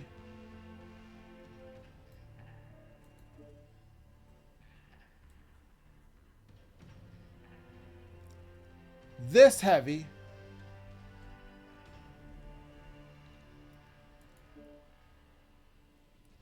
This assault. I have a Thunderbolt on there, by the way. I think it had a medium range missile on there originally. I decided to put a Thunderbolt on it for shits and giggles. I figured, what the hell? I got a Death Wish. Charger. The Charger comes with this, you plop right on its head. So, Hamano Chi.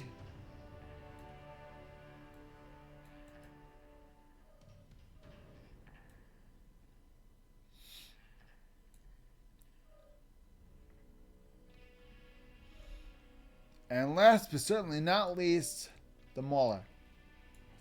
And that's the OTMO collection. And that is the details on the OTMO collection and what you can and cannot do with them. I hope you guys enjoyed the videos. I split it up into two parts because the first part my brain was not really working that right, so I had to stop.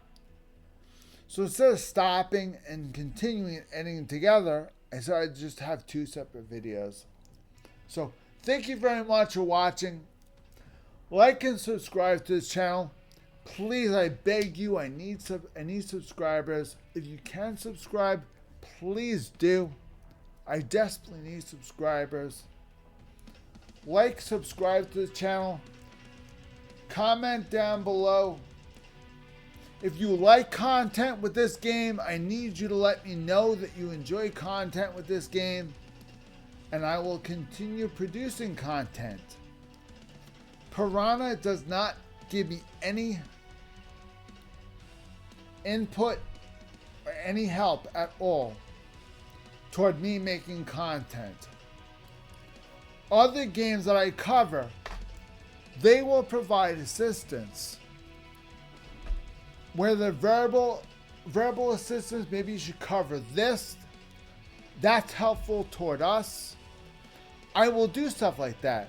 If they say, we need you to help cover this subject, okay, I'll do it.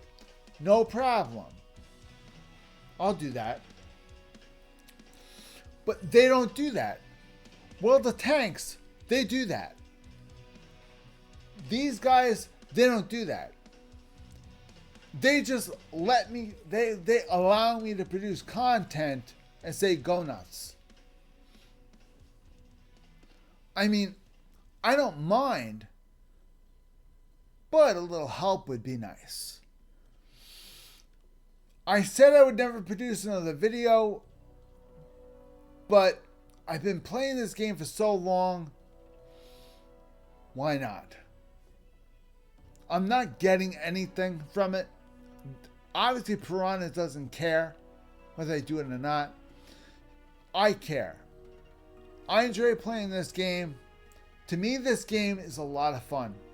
And I enjoy making content for it as well. So, and I make no money on my channel. This is all being done because I feel like doing it.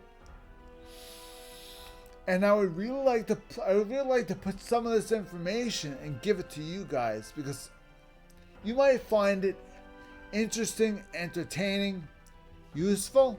I hope at least one person finds my information useful, at least. So, I don't really like to do gameplay videos. I like to do informational videos in this game. This game is all about information.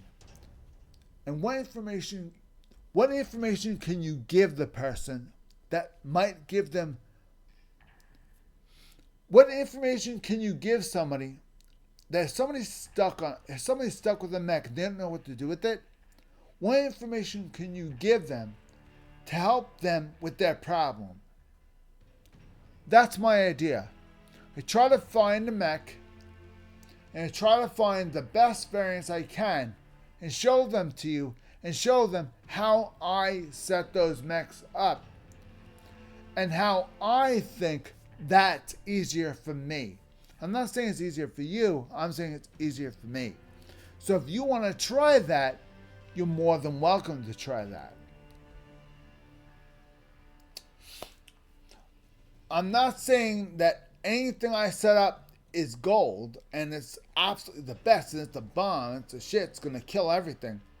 I'm saying that the way I set things up, I feel comfortable playing that way. So I wanted to share what I feel comfortable with you guys. That's my idea. Okay?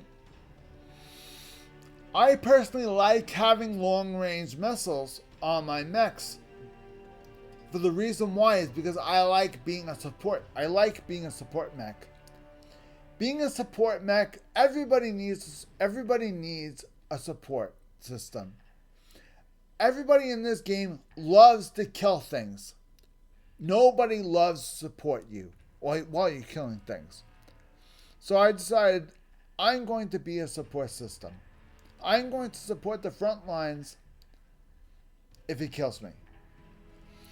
And ever since I first started this game, I've been supporting players in this game ever since day one. And ever since day one, almost every game we played, we've won. Because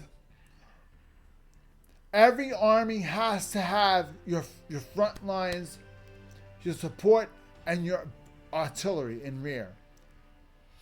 The artillery is the most important part of your army because the artillery does damage before the front lines get there.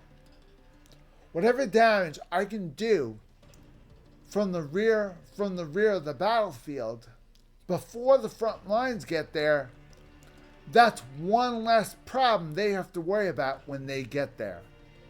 You get me? That's why I build these mechs the way I do.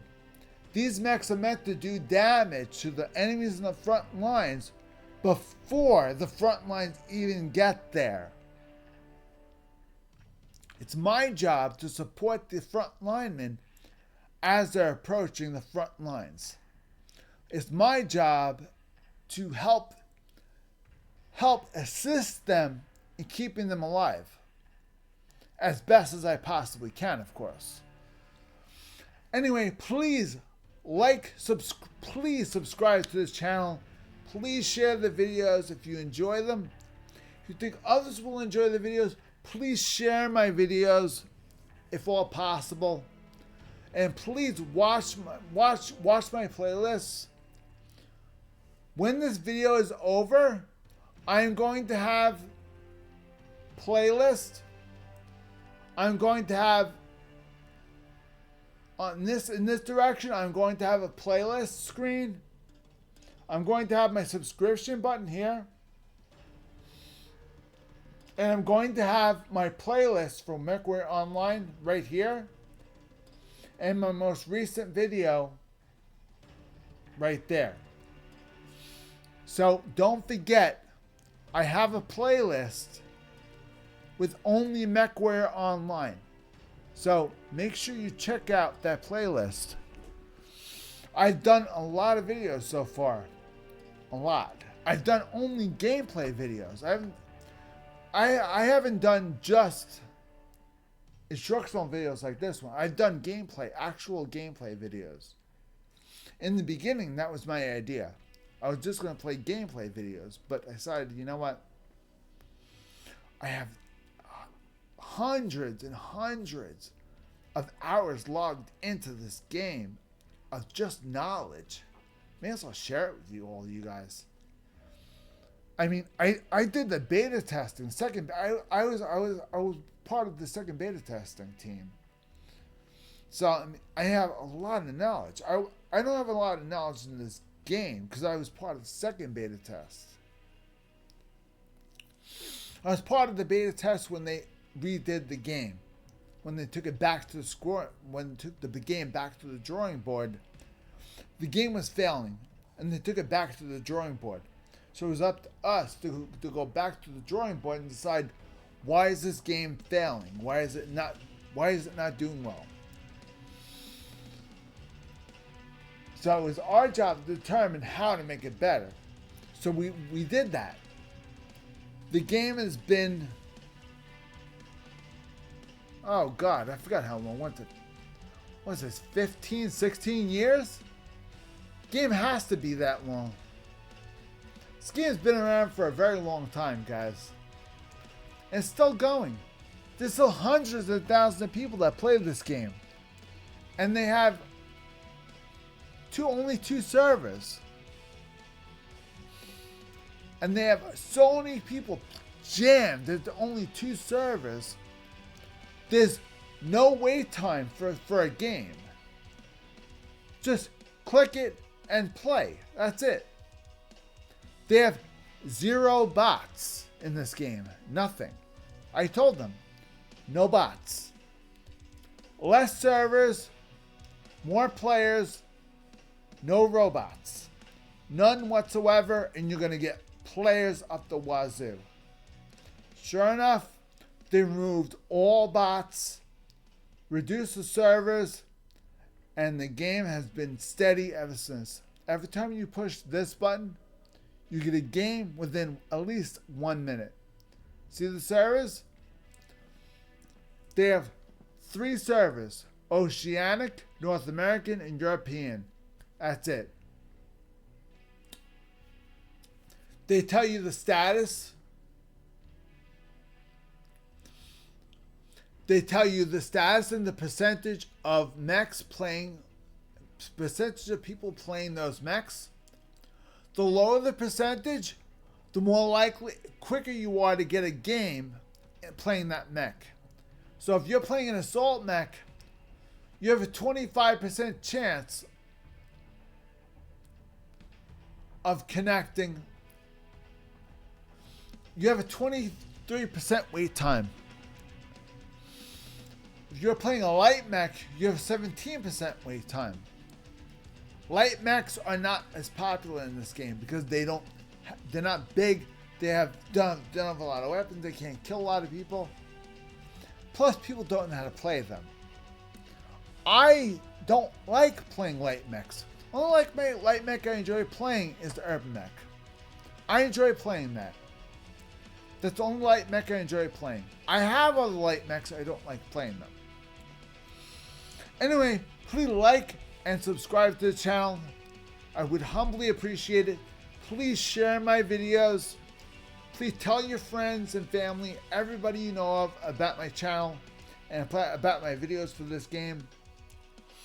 I really would like to get more people to watch my videos for this game, because this game, I've been playing this game before I played World of Tanks. This game, I have more time spent in this game than I do World of Tanks. So I really would like to show this game the respect it deserves. And there's not a lot of people doing online streaming for this game. People feel that they don't need to stream this game. Because why should they? Because they don't get anything back. It's true. We don't get anything back for streaming. They don't give us anything. I mean, they don't. They don't even give us a tag. You would think being a streamer, they would give us a streamer tag, our streamer title. No, I got a tag for being a veteran and doing the beta 2 test. That's it. I didn't get a streamer tag. So anyway, thank you very much for watching. Like the video, subscribe to the channel, and share all my content to other people and family and friends. Let them know and tell them to subscribe. I need subscribers, guys. I'm begging you. Please and thank you. Thank you for watching. We'll see you guys on my live stream on Sunday on PlayStation Network. We're back on PlayStation Network again on PlayStation 4. So check us out there. Thank you very much for watching. Have a wonderful day.